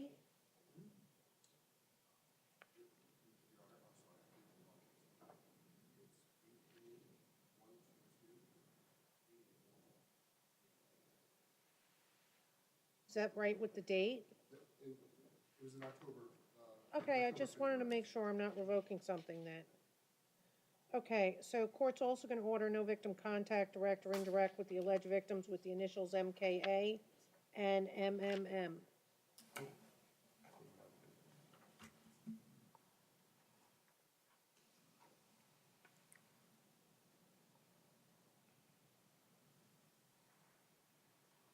No return to 4199 Southwest 67th Avenue in Davie, Florida.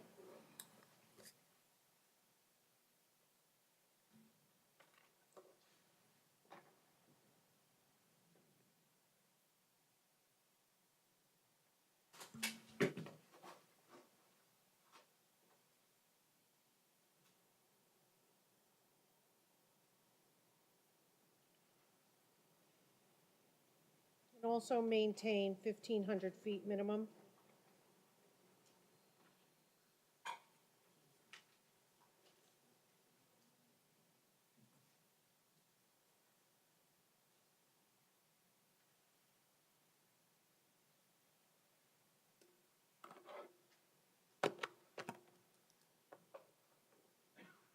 What say you, defense? Judge, on the case that, I believe the court's inclined to hold no bond or revoke his release 184072 No, it's CF10A. 18-12281. Oh, Mr., I guess you didn't hear Mr. Linder. He corrected himself. 18-12281. okay. The only, my question on that case is that case filed or not? It is, no. No. Judge, I'm going to ask, rather than revoking his release and holding him no bond, that's the most severe sanction this court can impose. Considering it's a non-file case, I'd ask the court for an alternative to have him released on level 2 pretrial release. Right now, he did advise me he's working and going to school at Sheridan Tech. He's pursuing, I believe, his HVAC license. So I'm going to be asking the court to impose level 2 on that case. And on the counts before this court, $10,000 bond on each count is something he's not going to be able to afford. He's working at a car wash. He lives with his mother. His mother is a caretaker. I'm going to be asking for on those counts 4, 5, and 6, $2,500 on each count. And in looking at the case number Mr. Linder just provided us with, it appears that Mr. Augustine is represented by Joshua Fisher. Who is? Is he a private attorney or a Yes, ma'am. defender? No, he's not a public defender. Okay, well. All right.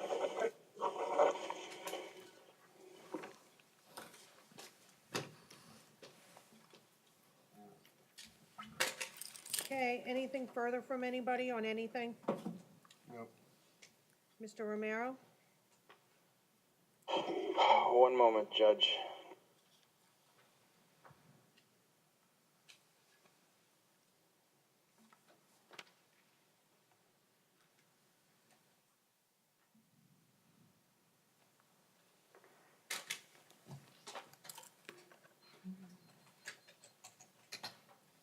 Judge, I didn't know he had a private attorney. I just talked to Mr. Augustine, and he just advised me, since the court's taking action on a case in which he has private counsel, he wishes the court to contact his attorney in that case.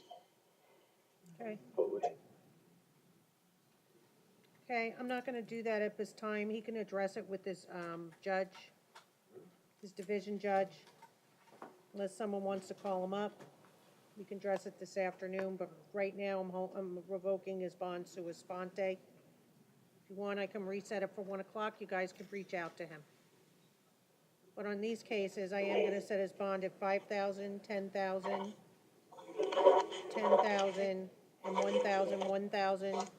No return to the Burger King and maintain 1,500 feet minimum, including the sidewalk and parking lot, as I stated earlier. No return to 4199 Southwest 67th Avenue, Davie, Florida.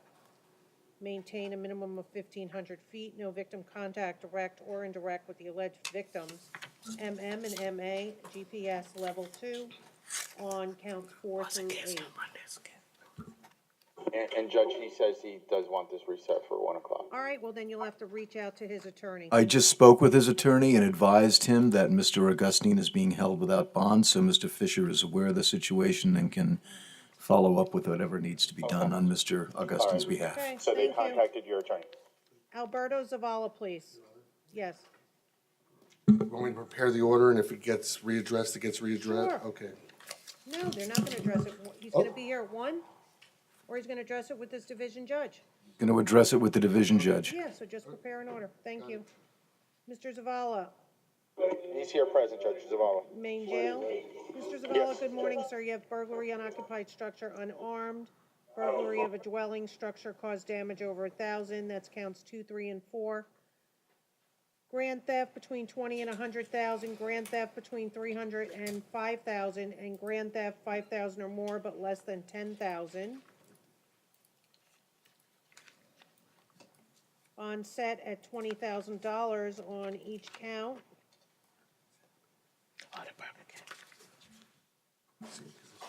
So that's 140,000, I believe, unless my math is wrong. This warrant was signed by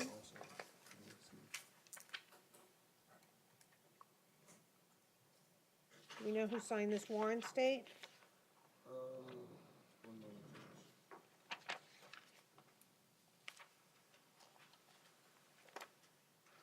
Fortunately, Judge, I cannot make out that, oh, it's Judge Tobin Singer. Okay. Yes. Judge Michelle Tobin Singer signed this on October 31st. Court's going to adopt Judge Tobin Singer's finding of probable cause. What say you, defense? $20,000 bond on each count. Judge, that's something Mr. Zavala is not going to be able to afford.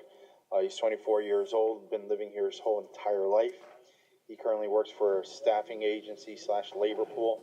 He's been there about 3 months. He gets paid anywhere from $50 to about $80 per day. Right now, unfortunately, he is homeless, so he has nowhere to live. He does have a mailing address. It would be of his mother's, and that's the person he's the only person he can really contact to help post a monetary bond. From what he informed me, she's a beautician. She does nails for a living. So there's no way that, from what he informed me, that his mother's going to be able to afford the $140,000 bond, which are currently set. So, Judge, I'm going to be asking for a bond reduction on counts 1 through 7. I'm going to be asking for a $2,000 bond on each count.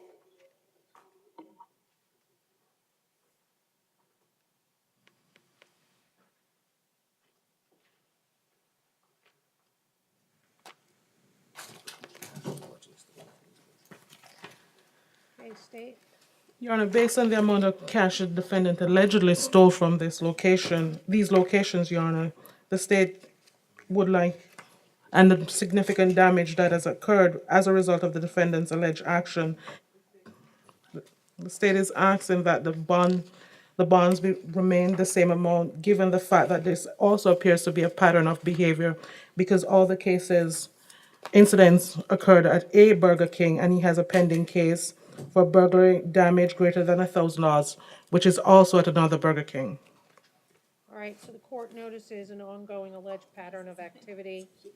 Monday, December 27th, burglary occurred at 3200 North University Drive. Then another Burger King in Sunrise on March 12th, 2018. Another one May 14th at a Burger King located in Sunrise. And then another one June 2nd, 2008 at a Burger King in Sunrise on University Drive. The other one in Sunrise was on Weston Road. Also states the defendant had a cutting torch in a black backpack, as observed on the CCTV in the previous burglaries. So court's going to leave the bonds in place. Court's going to order no return to any Burger King, sir, until further order of court. wherever they may be located in Broward County, Florida. Or it's going to do a GPS level 2.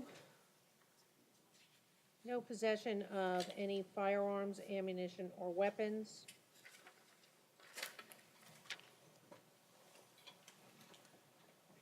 And the court is going to do a curfew from 7 p.m. to 6 a.m. Thank you. Good luck to you, sir. Bonds remain the same.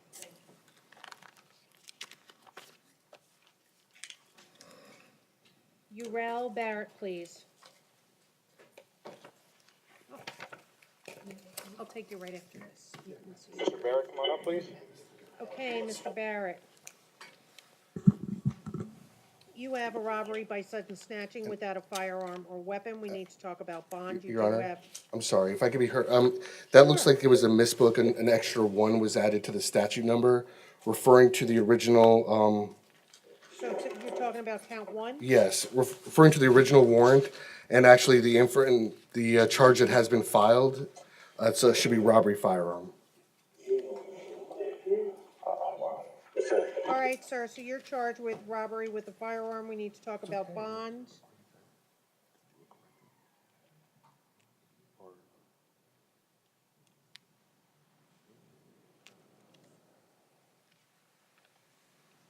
That's count 1.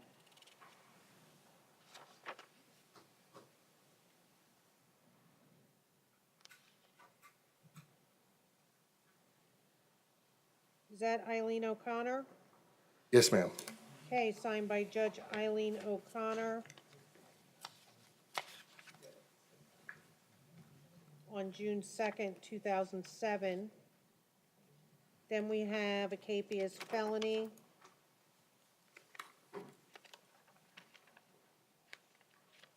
That was a not in custody, That's Judge. from Judge Stanton Kaplan. Wow, are these old cases? 2008, $2,500 bond. And then we have an amended warrant for a violation of probation, October 15th, 2018, signed by the Honorable Stanton Kaplan. That's a no bond hold. So count 3 is no bond. He's going before his division judge. Is that FW or FF? Oh, the VOP is FF. So the VOP is now being handled by Judge Kalra at 8:30 a.m. And the capious felony is being handled by Judge Bernard Bober with the $2,500 bond. What say at 8:30 a.m.? What say you state with the robbery with the firearm? Your Honor, the state is going to be seeking no bond hold, the finding of proof evident or presumption great. Your Honor, I'm not only relying upon, excuse me, the arrest warrant affidavit, but I've also provided the court and defense counsel a supplemental report that frankly goes into a lot more detail Okay. regarding the case and evidence Why don't against you Mr. give us Barrett. the sum and substance? That won't be necessary, Judge. I reviewed it. At this time, Mr. Barrett has a no bond hold, as the court just mentioned. He's going to need to appear in front of Judge Cholera and in front of Judge Bober to resolve those matters.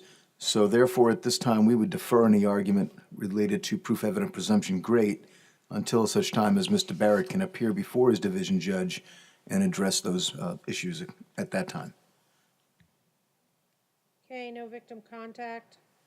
Anybody in particular state? One moment, Judge.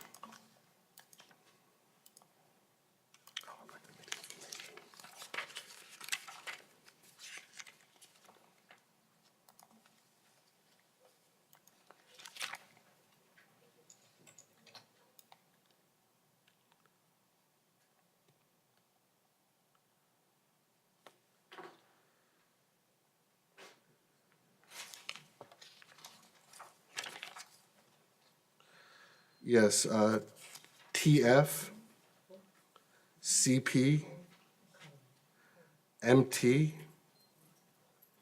TW, and Your Honor, I'm also going to, in an abundance of caution, just ask no return to 3989 West Oakland Park Boulevard. What town? I believe, one moment, I think it's Oakland Park, I'm not I sure. think so, but I'll confirm. It's Lauderdale Lakes. Okay. It's still the same business. And it is still a Quest Communications business there. Are you sure? Yeah, I just confirmed it online.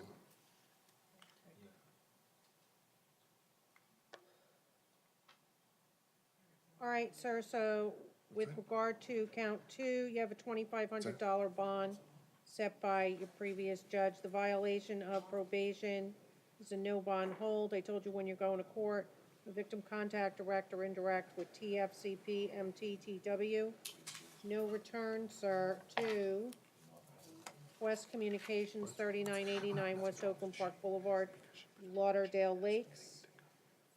Court is going to find, after reviewing the affidavits to arrest, probable cause on each count. As far as the robbery with a firearm, count one, court's also going to additionally find the proof of guilt to be evident or the presumption great. Therefore, you're going to be held without bond pending further order of the court. This order serves without prejudice for you to file a motion. Set bond with your assigned division judge under the case of State v. Arthur. And I want you to maintain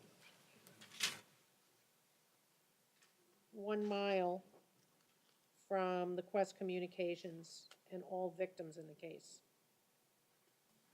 Thank you, sir. Good luck to you. And speaking with Mr. Barrett, trying to explain to him what's happening here. I know initially my initial conversation with him was based on the way the docket read, robbery by sentence snatching. Robbery with a firearm. Exactly, that's what I was getting to, Judge, that there was some sort of mistake. It's actually a PBL offense. And I'm trying to explain to him that the court found proof evident presumption great and is holding him no bond.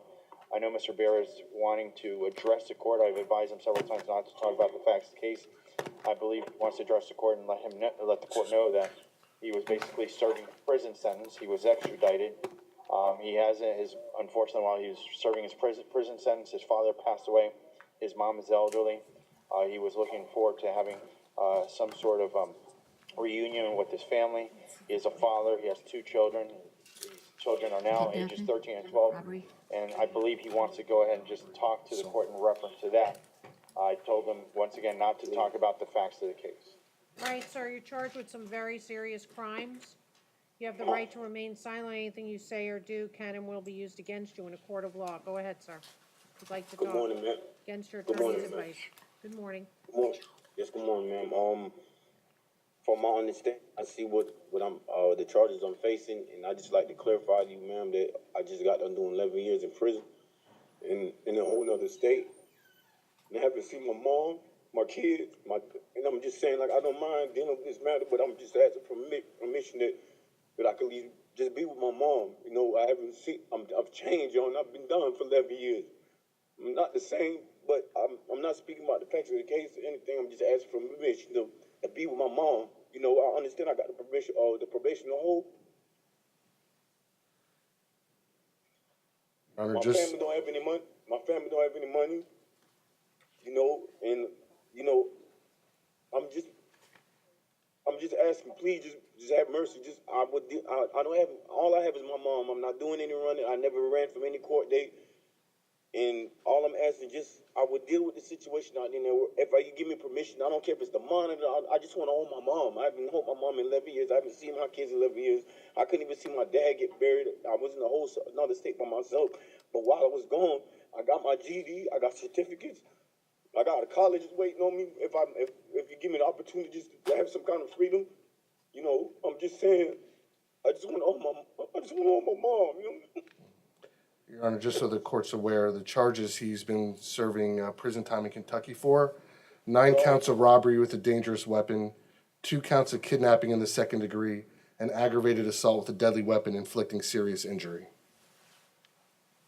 All right, sir, you have a no bond hold on count 3 and a $2,500 bond on the KPS felony. You're gonna have to address them as well with your division judge. Unfortunately, you have 2 division judges in this case, who I stated previously. So, your attorney, does he have a public defender in this case? He signed up this morning, Judge. Yeah, he will as of now, Judge. All right, so you can speak to Mr. Romero. He'll explain to you how the process works with the public defender getting someone out to see you and getting your case before your division judge. I wish you every best of luck, sir, to you and your family. Thank you. May I ask a question? Sure. Not about the facts, please. No, I don't understand it if, see, because when I was incarcerated well, it's not Kentucky, it was the state of North Carolina. And they had a hold on me this whole entire time, you know, which caused me that I couldn't get the certain things that, like, you know, work release or whatsoever. And I was wondering why, if from 11 years ago, why didn't they come get me to get this resolved? It's 11 years, man. And that's how long I'm incarcerated. I don't understand. And all of a sudden now, you know, the day I just got released this Tuesday, but I haven't even been home or hit this. They basically haven't had any kind of freedom, and all of a sudden now they want to prosecute. You know, I don't understand the logic of that. And I was wondering, could you please help me by explaining that? Like, if these allegations were set forth against me or against 2007, and they knew I was they knew I was sentenced, they knew I was. How is that? You know, is there any kind of like due process that's involved? Why they didn't come get me, man? State? You might have an argument, Mr. Barrett. I don't know that this is the right format to make that argument this morning, but I think that's something that once your case is assigned to a public defender, you definitely want to raise that issue with them. Okay. Good luck to you, sir. Thank you, man. You're welcome. Trumaine Simpson. Mr. Simpson is in the main jail, and his case is on page 9 of the docket. Next time, just walk up to the podium. I don't see you standing there sometimes. Okay. Thank you, Mr.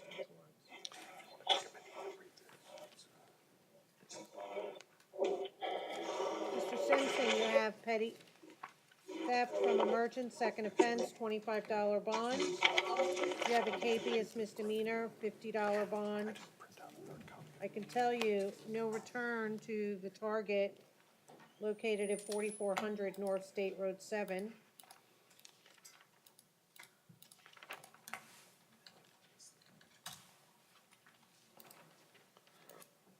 Court does find probable cause. What say you?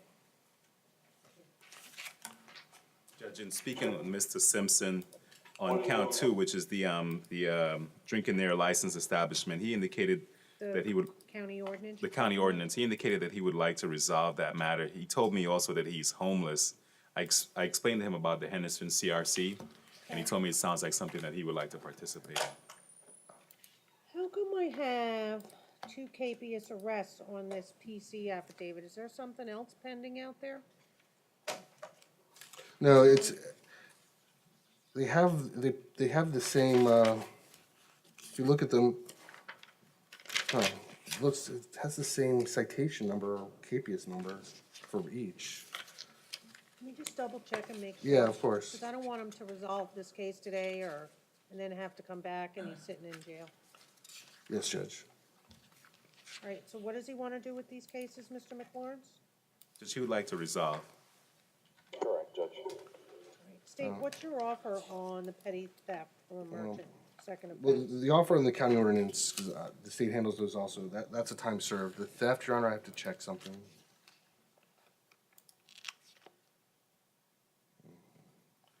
All right, so the court finds probable cause. No matter what happens today, sir, no return to that target. If you go back there, you'll be arrested, okay? Yes, ma'am. All right, raise your right hand. Do you swear and/or affirm to tell the truth? Yes, ma'am. All right, is your name Trumaine Dion Simpson, Simpson? Yes, ma'am. Are you under the influence of any alcohol, drugs, or medication? No, ma'am. Ever been treated for a mental illness? No, ma'am.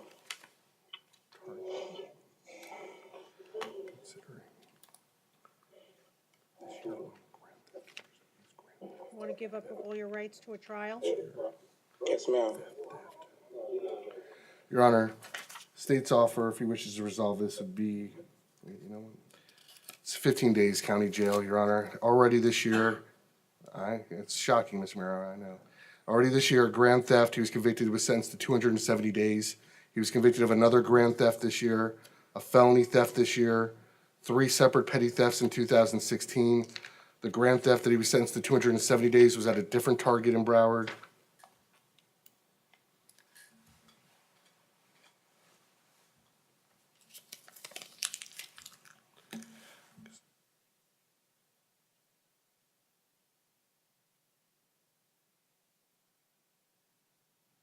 Judge, in speaking with Mr. Simpson right now, he wishes to accept the state's offer.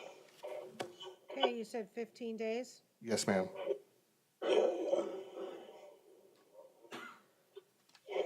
All right, sir. It's my understanding you want to give up all your rights to a trial, including having the state prove their case against you? Yes, ma'am. You've had enough of time to talk to your attorney, Mr. McLawrence, on the county ordinance case, and Mr. Romero on this petty from merchant second offense case? Yes, ma'am. You want to accept the state's plea offer of 15 days Broward County Jail with credit for time served? Yes, ma'am. All right, and the other one's just an adjudication, time served. So I just do. Is that what you want to do? Yes, ma'am. You understand that if you have 2 convictions for petty theft or a misdemeanor theft, and you get a third one upon your third arrest, they can charge it as a felony. Do you understand that? Yes, ma'am. You understand that if you're not a U.S. citizen, a plea of this charge could result in deportation proceedings and affect your ability to remain in the United States? Yes, ma'am. All right. How do you want to plead? Guilty, not guilty, no contest. To petite, it doesn't even say theft. Petty from a merchant, second offense, and the Broward County ordinance violation. Guilty, not guilty, no contest. No contest. Court's going to accept your plea, find that's freely and voluntarily entered. Court has reviewed the court file, finds probable cause for the plea. I'm going to follow the plea offer of adjudication, 15 days, Broward County Jail on the theft from the merchant with credit for time served. On the county ordinance, it's adjudication, time served, $293 in court costs on count 1. On the county ordinance, we'll do $78 in court costs. I'll give them 6 months to pay.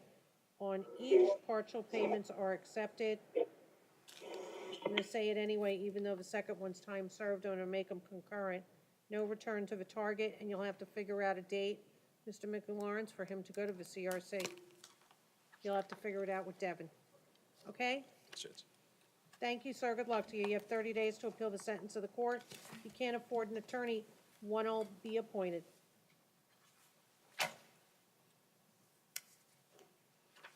Are we going to do one on him, or?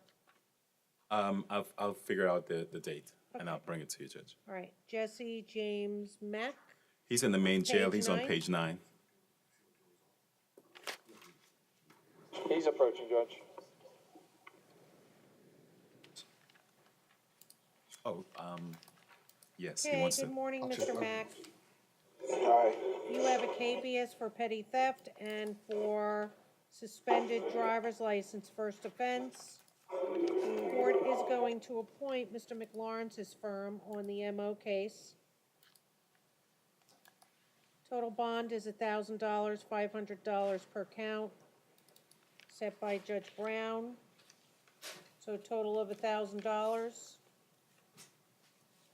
Court's going to order no return to the Walmart located at 2500 West Broward Boulevard in Fort Lauderdale. Go back there, you will be arrested. Judge, this is actually at the Publix at 1940 Cordova Road. Is that where he was arrested on the KPSs? I don't know where he was arrested on the KPS, but that's where the incident that he's here All right, for well, let me just occurred. look this up.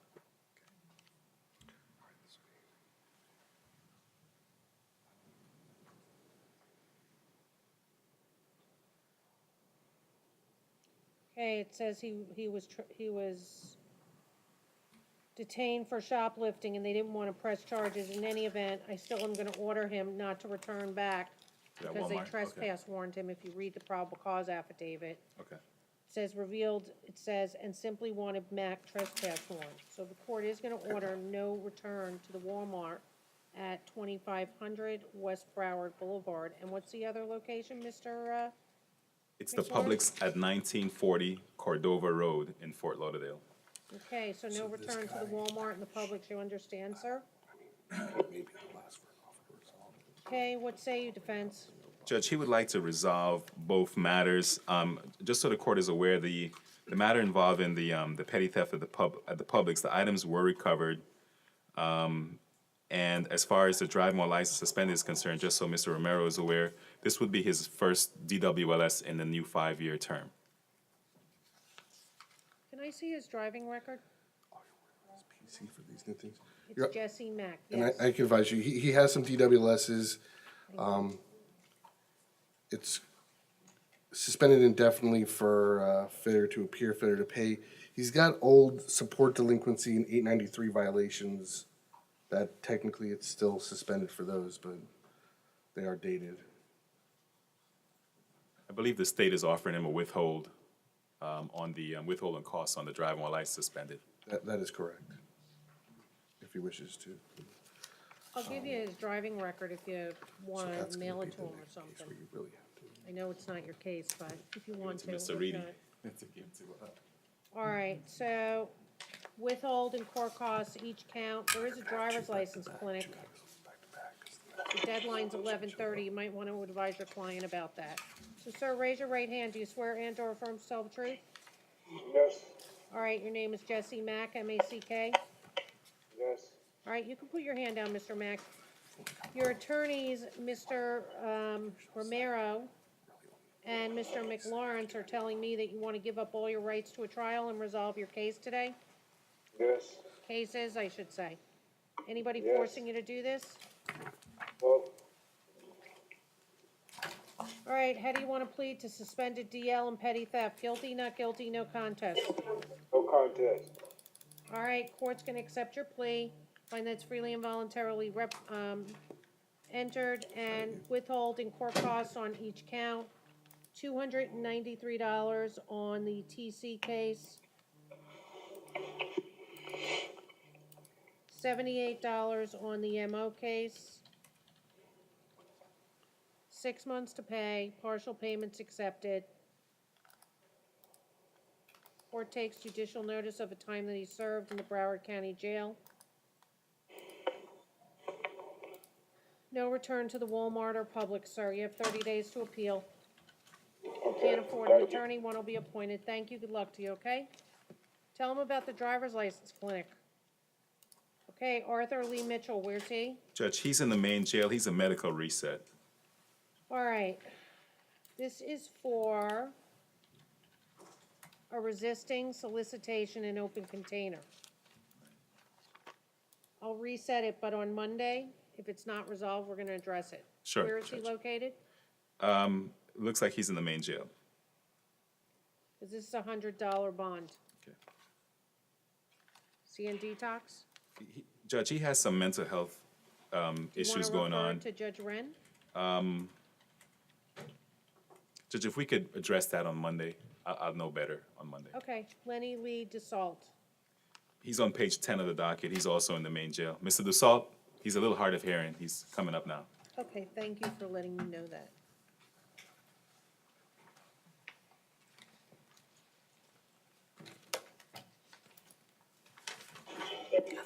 All right, Mr. DeSalt, you have 2 municipal ordinances. Trespass after warning, possession of drug paraphernalia. No return to Whole Foods. Yes, ma'am. Your Honor, this defendant was placed on You're gonna pretrial. have to talk loud for him. This defendant was placed on pretrial supervision on October 25th and sent to the HCRC in case number 18-13138 CF10A for possession of cocaine. Based on this court's finding of probable cause, we're gonna ask that his pretrial status be revoked at this time. Judge, I was going to ask, I'm aware of that other case that he has. I was going to ask if the court were inclined to resolve the municipal ordinance cases, that the court would then, I guess, place him back on pretrial release on the felony matter. So why would I do that if he violated it and got a new charge while he has another one? Just because of the fact that these are minor municipal ordinance offenses, Judge? What say you state in 18-13138 CF 10A? Pretrial is asking me 131-13-13-8.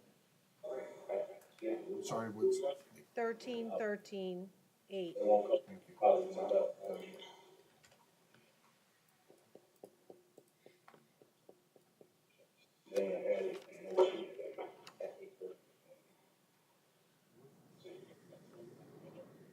That's a CF.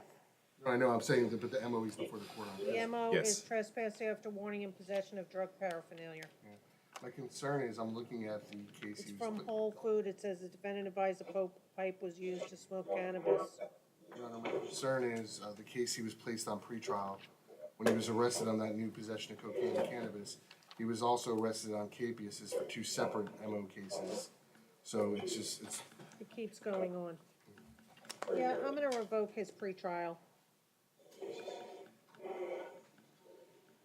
I would point out that apparently Mr. Toussaint was arrested on this charge. Which is this charge, the 13-13? No, the possession of cocaine charge, but Yeah, it doesn't that's- look to me as though it's been filed yet.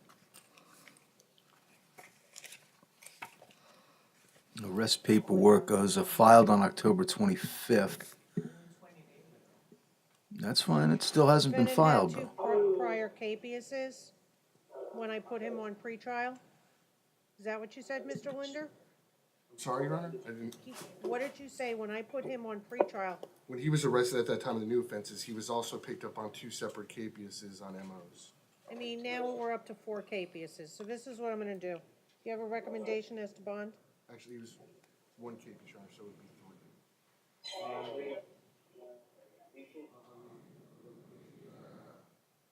Assess for the standard bond, which is $1,000 on possession of cocaine. I'm gonna set a 250 bond in What's up, brother? that case. What do you wanna do with these 2? The MO cases. Revoking his bond, 250 bond on the 13-13-8 CF 10A.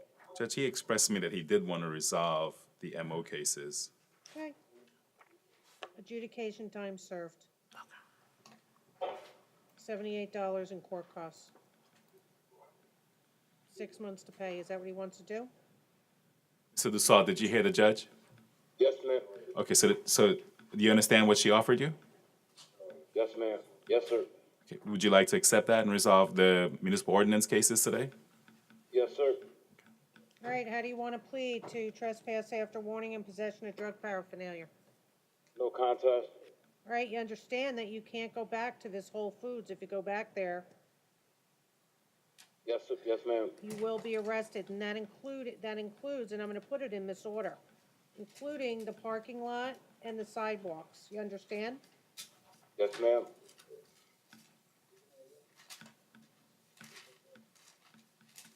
And curtilage of property.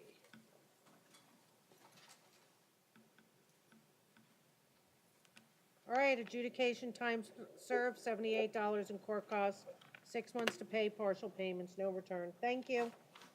Thank you, Judge. Thank you. Did I do that again? They didn't even have my case in the system, but they got me locked up waiting to go to court.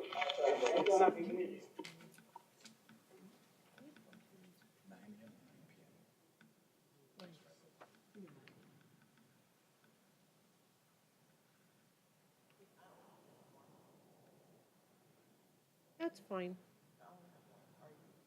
Or anytime.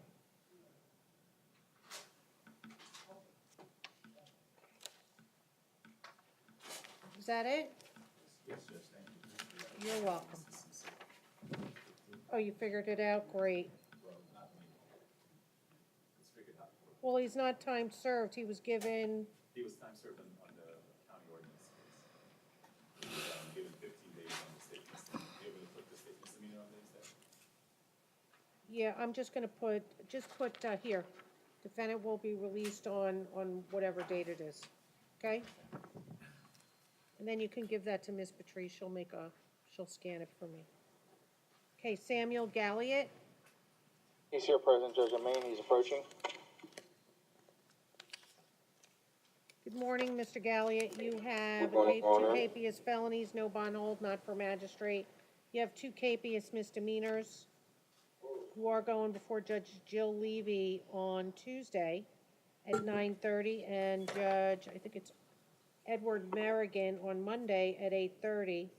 So the 2 habeas felonies, that's Judge Merrigan. The habeas misdemeanors, that's a $500 bond and $250, total of $750 bond. You're not getting out anyway because you have 2 no bond holds. You were no show for an arraignment, and you were no show. That's for the felony, and the misdemeanor, the driving while license is suspended, and the failure to register a vehicle. So that's a no show at calendar call August 30th. Court finds probable cause. You'll see your judges Monday and Tuesday. Thank you, sir. Good luck to you. Quiltic DeRose. Quiltic DeRose, step up. Main Jail.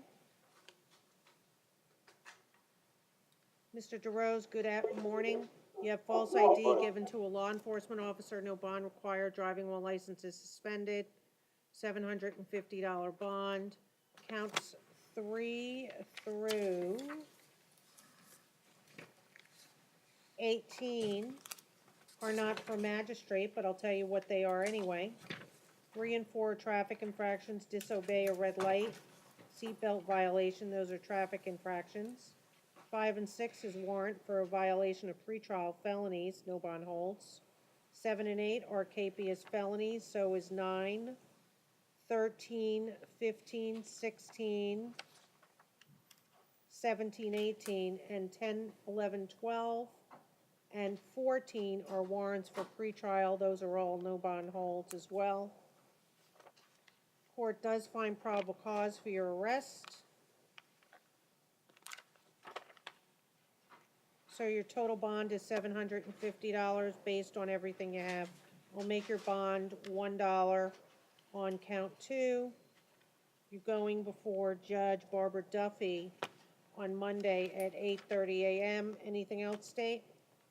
No, Your Honor. All right, thank you very much. Felix White. Mr. White is here at Maine, come on up, sir. Mr. White, you have grand theft between $300 and $5,000, counts 1, 2, and $3,000 bond each. Counts 4 and 5, 6 and 7 are not for magistrates, but I'll tell you what it is anyway.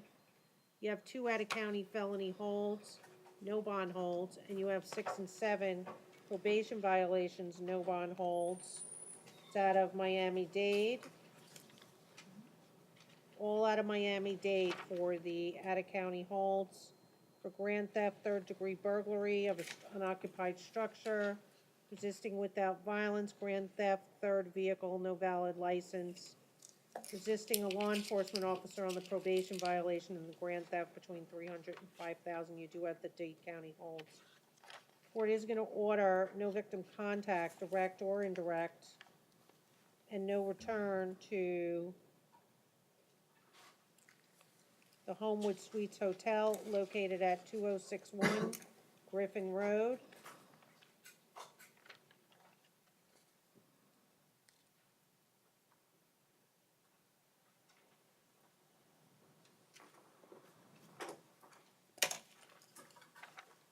Anything further, State? No, Your Honor. Judge, our only request is, as you can see there, he has out-of-county holds, probation cases from Dade County. He couldn't resolve this until he sees what's gonna happen in Dade. Would the court be inclined just on counts 2 and 3 or leave the bond on count 1, $1,000, so his family could just post bond on $1,000 so Dade County can come and pick him up? I'm not gonna do that in this case. I mean, he seems Thank like you, he Judge. has an ongoing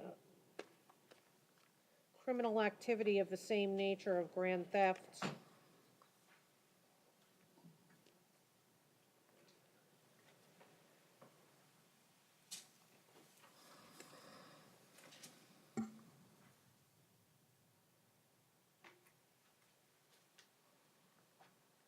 Harold McLaren. I'm gonna leave those bonds in place, Devin. Okay, thank you. You're welcome. It's a pleasure having you back here. Thank you. And Miss Patrice, but she's always here. It's a pleasure having you. Harold McLaren, please. Good morning, sir. You have ag assault with a deadly weapon without intent to kill. There's a no bond hold.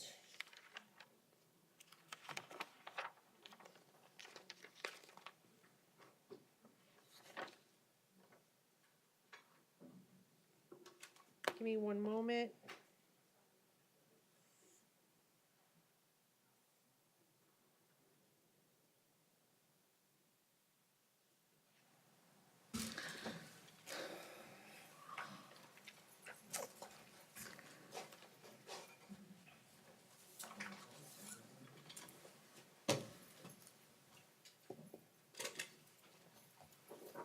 Your Honor, Ms. Cudahy from our office is here. If we could call her case after Mr. McLaren. Sure. Is that okay, State? Yes, yes, Your Honor. Familiar with the situation. Good morning, Your Honor. Diane Cudahy from the Public Defender's Office. Hi. Hi. Can we just finish this case? Oh, I please? apologize. I That's thought you okay. called the case. Are you gonna Okay. be brief? Yes, it would be brief. Okay, then go ahead. I don't wanna make you wait. Well, it's fine. I spoke to Maria Schneider this morning. She did file her motion for pretrial detention on Mr. Cruz's case, Nicholas Cruz, case number 18-14129 CF10A. Okay. Ms. Schneider spoke to Mr. Linder, and I spoke to Mr. Linder. We are stipulating that the motion is facially sufficient, and that there's probable cause. And we are stipulating to pretrial detention. However, the rule requires that the order for pretrial detention be signed by the court with trial jurisdiction, so that would be No Judge problem. Scheer. So if you could sign an order to the effect that we've stipulated that he can be detained pending that order of Okay, so you're pretrial not gonna detention. have a 5-day hearing in front of Judge Correct. Scheer? Correct. We're You are going to not. submit to. That's perfect. Okay. All right, so then this is what we'll do, just draft. I'll draft up- the stipulated agreement, Your Honor. Okay. Okay, No and I'll wait. problem. Okay, Perfect. thank you, Judge. So we can Thank take you. it off the docket for this afternoon at 1 We'll o'clock. take it off the docket. Thank you so much, Judge. All right, as long as they agree to an order, okay? Yes, Yeah, yeah, I'll I've- wait for the we've- order. Thank you, Judge. Thank you.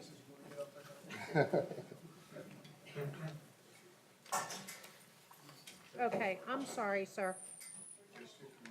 All right, so court's gonna order no victim court does find probable cause. Court's gonna order no victim contact, direct or indirect, with the alleged victim with the initials RLD. And you know what? I am gonna write on the, can we get the paperwork for this afternoon? Can you call the clerk's office on Mr. Cruz? Nicholas Cruz, because I just want to sign that paperwork, because I actually didn't magistrate him. Second magistrate docket.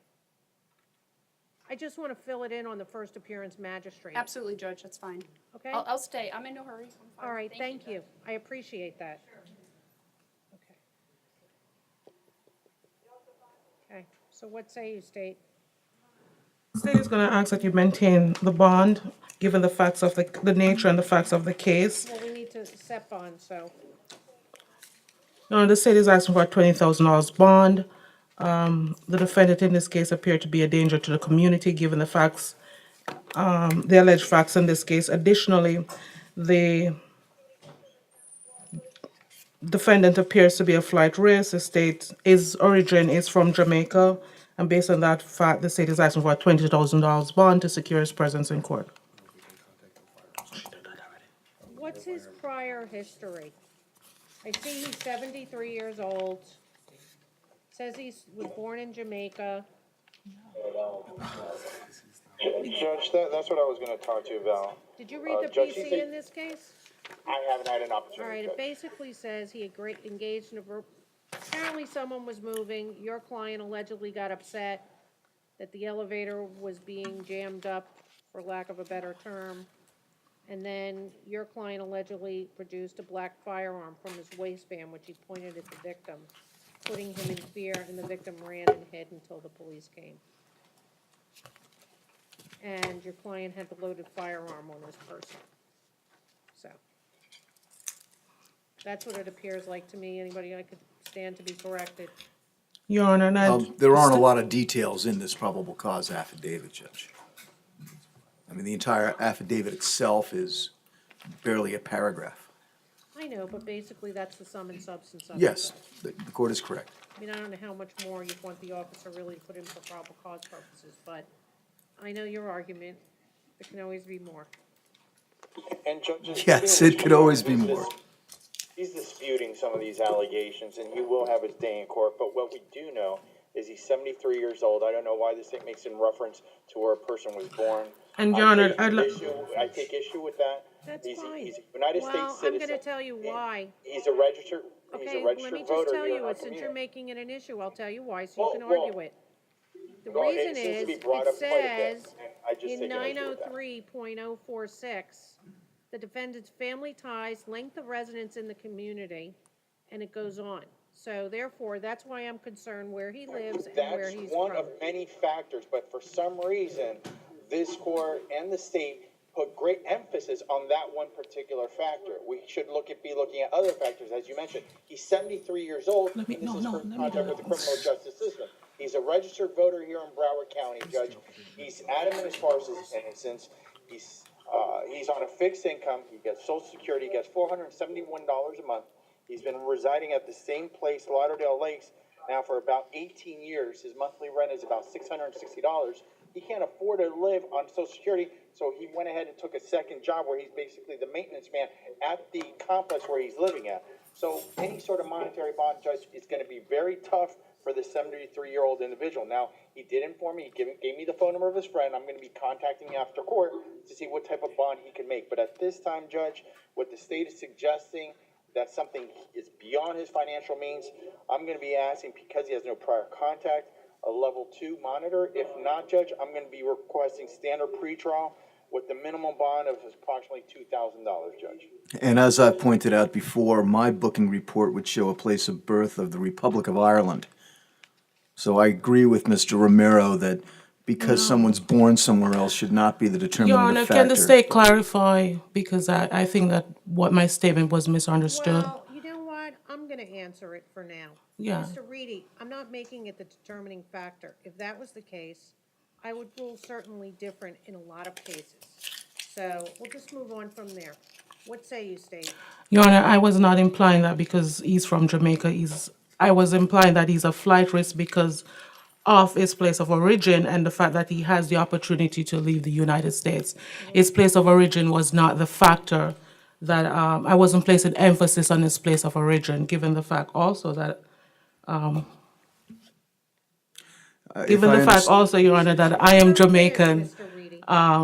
That wasn't the emphasis that I was placing on the fact that he has ties outside of the United States and presents a flight risk, Your Honor. Thank you.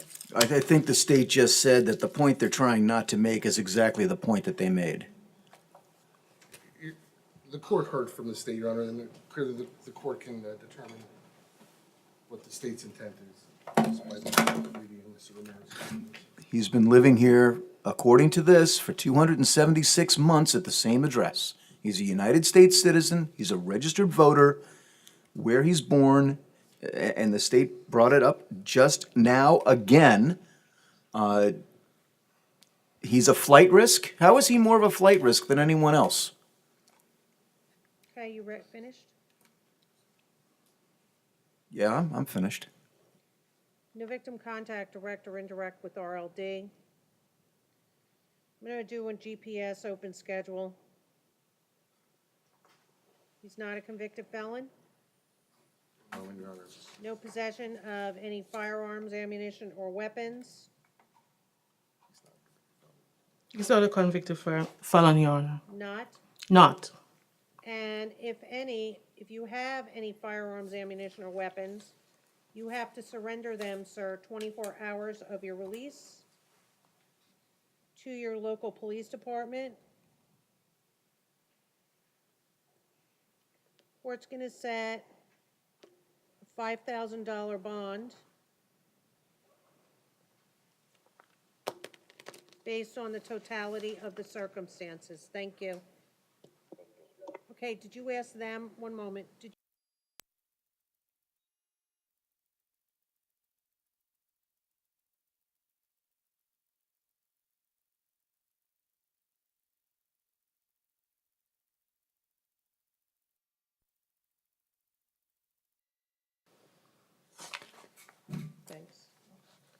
Mario Chinchilla. Mr. Chinchilla, come on up, please. Mr. Chinchilla, you have aggravated assault with a deadly weapon without intent to kill. Court finds probable cause. Court's gonna order no victim contact, direct or indirect, with the alleged victim with the initials HLG.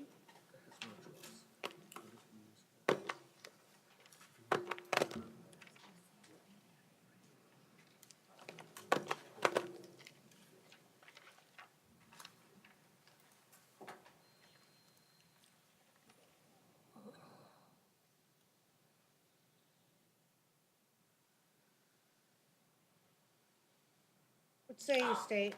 Your Honor, I just need one moment to put his information in the system to see if there's a Sure. history. Thank you. While we're waiting, would you like to tell me anything? Judge, he's 47 years old. He's been in the United States for the past 28 years. From what he informed me, and I'm sure Mr. Lunder's going to confirm this, this is his first arrest, first exposure to the criminal justice system. He works. He's homeless, Judge, but he stays a lot by the Marina Bay, is what he informed me, and he gets odd jobs cleaning boats. That's his whole source of income. Right now, from what he told me, that he owns no property, he has no sort of money in the bank, and unfortunately, right now, he doesn't know anybody that has any sort of financial resources to post his monetary bond. So, Judge, I'd ask you to take that into consideration in determining reasonable release conditions for Mr. Chinchilla.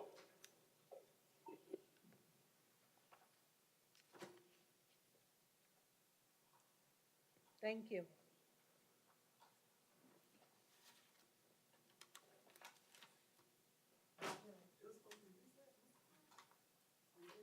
We resolved it. So that's why I just wanted his sheet, because I wanted to write on it, because on the count one.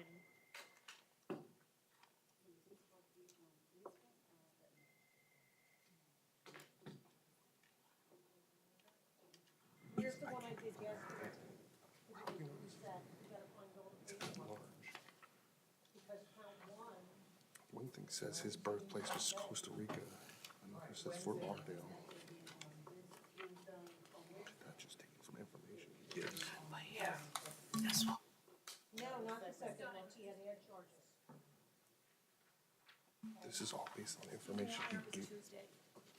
Tuesday morning, my recollection is, and it was, the court referred to it as count 35, and that's what we put on the proposed order. Yes. Maybe we can do you have one of those blank ones, maybe we can just. Mr. Linder in. just filled out a order. If you have one, we can just fill one in right after, let me just do this case and then we Sure, can fill sure, one in. no problem, Judge. So you don't have to wait, okay? That's fine, Judge. All right. Okay, Your, State, go ahead. Your Honor, I put Mr. Chinchilla's information in the system, and I've really essentially, other than the arrests from yesterday, I've gotten nothing. I really can't, there's no way for me to confirm anything about Mr. Chinchilla. I mean, and I would note, and I'm not trying to bring up issues from just a case ago, I'm noting this for inconsistencies. On the Fort Lauderdale probable cause affidavit, it lists his place of birth in Costa Rica. In the booking sheet, which is, I believe, just based on information he provides, it lists his place of birth as Fort Lauderdale. As you can see, there's. Well, he said he lived here 28 years. No, I know, I'm just saying that, you know, point is, I can't tell the court one way or another if he has any criminal history, because there's just So you don't nothing. see any. There's nothing in the database about him. There's nothing even with DHSMV that he's ever gotten a state ID in 28 years. The issue is, I think I'm required to set a bond in this type of case. Oh, absolutely. He is legally entitled to a bond.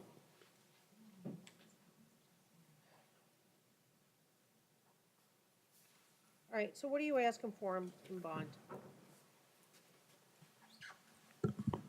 $5,000, Your Honor. How much? 5,000.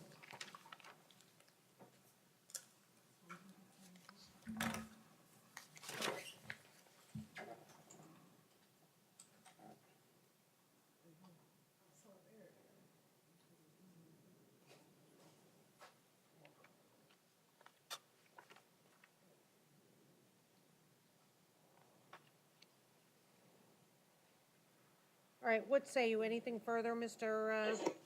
No, Judge, just what my prior argument.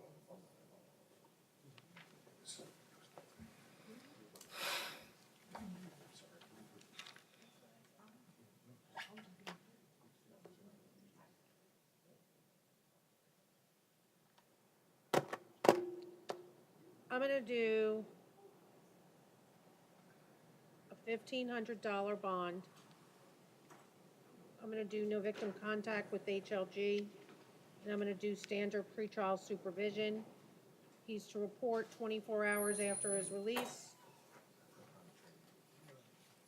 So you can tell him, you know, about the holidays and weekends and stuff, because there is Thanksgiving coming up. So 24 hours of your release, what I'm trying to say, sir, is pretrial isn't open on the weekends and during holidays, okay? And I'm sure they're closed the Friday after Thanksgiving, but in any event, I'm gonna have you call in 4 times a week, report 1 time a month, in person. Thank you, sir, good luck to you, no victim contact with HLG. All right, so let's go to this case. So can I put agreed? Yes, Your Honor, absolutely. And Judge, I was mistaken, it was Wednesday, it wasn't Tuesday. All right, it doesn't matter, but thank you.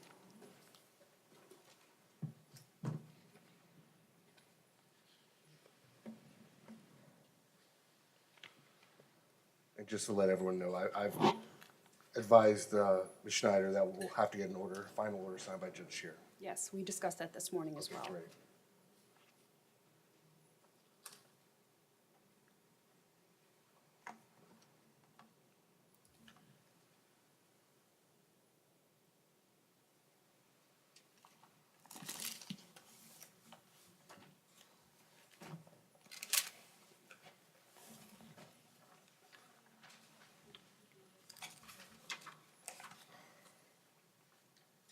I'm just gonna put on here, the court previously found probable cause on counts 36 and 37, and then we don't have to do that cover sheet, is that okay? That's fine, Judge. Okay.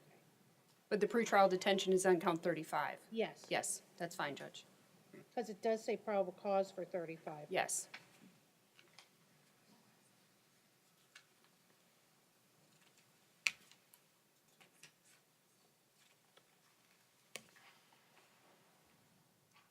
That was on Wednesday. So Wednesday was.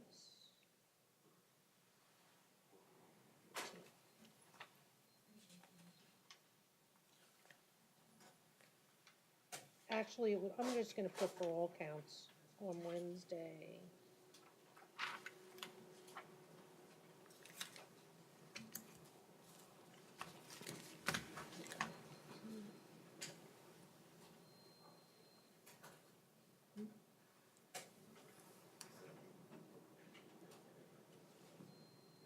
We have to put anything in here about the 5-day hearing? I don't believe so, Your Honor. Okay. I mean, Stay. I can tell you that we're waiving any hearing on it. We're stipulating to pretrial Okay, that's detention, fine, I so. just wanted to make sure. That you didn't have to go before Judge Shear on Tuesday. Yes, well, we are there on the 27th anyway. but- Okay, perfect. All right. And just to perfect. confirm that detention understands that he doesn't need to be brought to the magistrate courtroom on. All right, so deputy at the main jail? They're aware of that, Judge. Okay, thank you. Thank you. Thank you for your time, Judge. I Thank you. appreciate it. No problem. Bye-bye. Glad you guys worked it out. Okay. So we have a couple more. Ryan Basalo? Mr. Basal is here at me. Come on up, sir. All right, Mr. Basalo, you have resisting an officer obstructing without violence, $100 bond.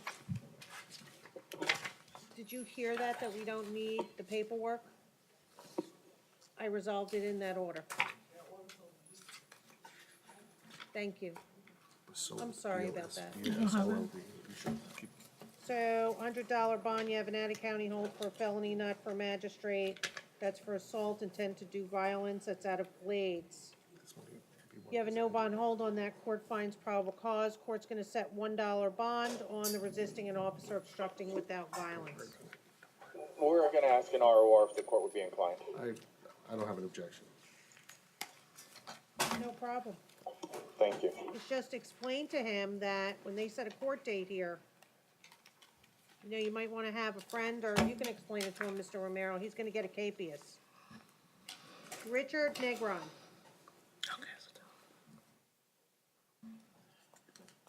Mr. Negron, come on up, please. Mr. Negron, you have burglary, unoccupied structure, unarmed. We need to talk about bond.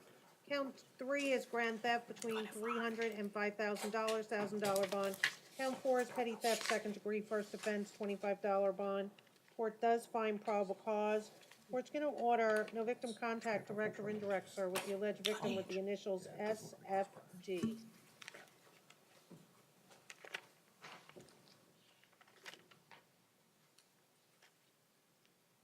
What say you, State? Your Honor, the state is requesting a $2,500 bond on each count. Okay, 1 and 2, sorry. I understand.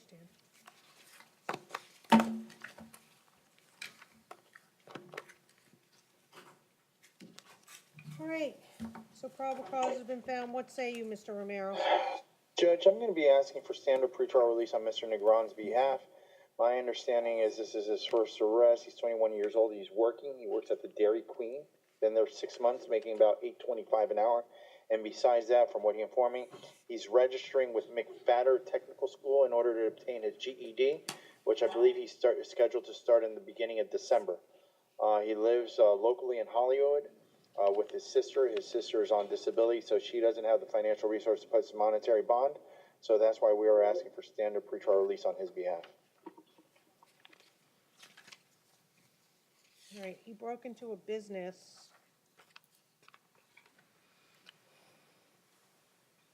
He went there 2 times.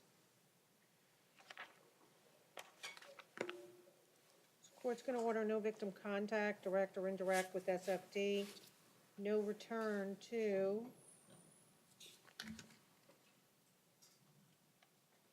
DeSalvo's Pizza and Italian Restaurant.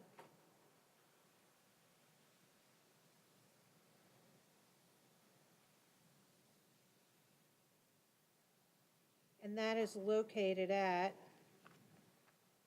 4190 North 46th Ave in Hollywood, Florida. And I want you to maintain 1,000 feet minimum from that business, including the parking lot, curtilage, and sidewalk.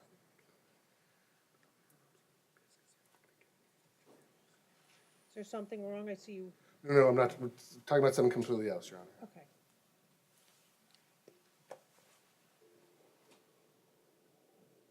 And I also want you to maintain 1,000 feet minimum from SFD, the elected victim.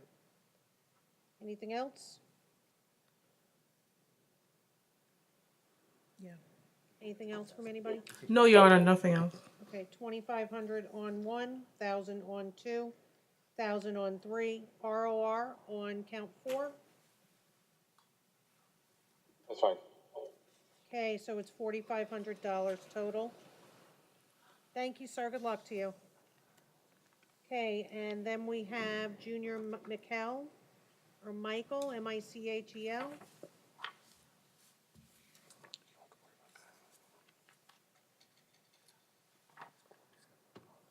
Mr. Michael is here present. All right, Mr. Michael, you have a capias felony. It's actually not for magistrate court. That is for, I'll tell you what it is anyway.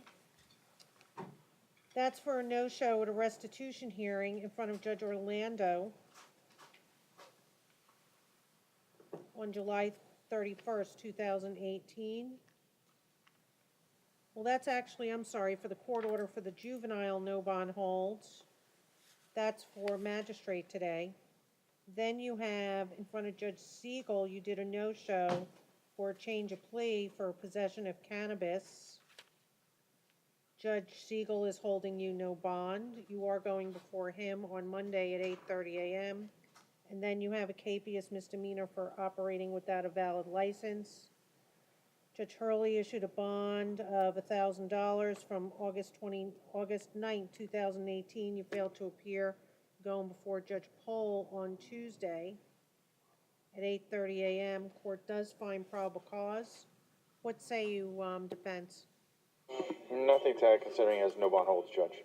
All right, I'll tell you what, I'll change on count 3 I'll change his bond to,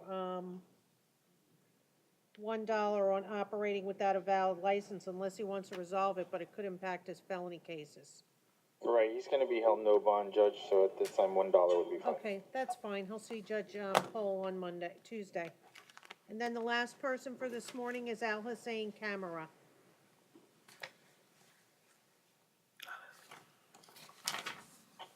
Come on up, sir. All right, Mr. Camara, good morning. You have capious felony, unlawful use, false name, identity. It's count 7. This is an ad charge. This was at the end. Is this a perfection? No, it's an ad charge, Your Honor, but I saw it at the end, so I don't know if I mixed it up. Or No, if no, there's you some didn't. other It's- reason. Okay.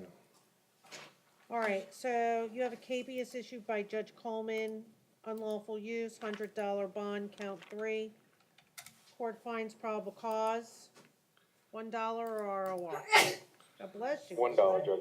well, Your Honor, there's one other matter. It has nothing to do with the bond on this case. Okay, Mr. Kamara is set for a second look this afternoon. I was talking about it, Mr. Reedy. Rather than having the jail take him back and bring him back, sure, let's do maybe, it now. exactly. So tell me what 1 and 2 are. One through, yeah. 1 is $1, 2 is $1,000, 3 is $1,000, 4 and 5 are $1, So which are the ones we have to change? Tell me those. Well, 2 and 3. What are you laughing for? because I don't know that we have to change them. I mean, I don't mean it that way, but the dollar bonds, I mean, Possession of cocaine. what is it? Possession of cocaine, 1,000? Yes, and possession of a controlled substance without a prescription is count 2. The issue is, in addition to those offenses, a couple weeks prior to this, October 23rd, he was released ROR on a felony criminal mischief, resisting without violence, and another municipal ordinance. Those are pending and they've been filed. I can look it up again, but Your Honor, I remember Mr. Kamara, he's had some serious priors, I think from other states under an alias. You can see the alias, it's on his booking sheet here, Susu Al Hussein. Like I said, I can look it up, but I know he has had Yeah. serious priors under that alias. So 7 charges, $2,000 sounds pretty reasonable with a serious criminal history. You can't afford a $200 bond? Judge, unfortunately, he advised me he's homeless. He can't afford anything. Well, why don't you try to find him a place to live? I mean, he has too many charges just for me to just put him on standard pretrial and release him. He's being given a break already with 7 charges, a $2,000 bond, with a serious criminal history.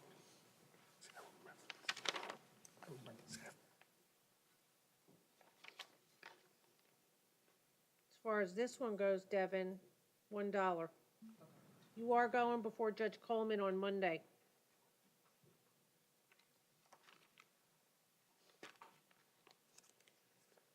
Thank you, Judge. Thank you. So we'll deny it for the second look for later on.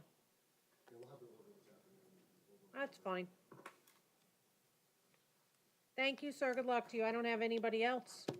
So we will be back. It's Friday. Protective orders that were, Mr. Linder and I were talking about on Fridays how it's always, never run of the mill. yeah. Yeah. That's how these media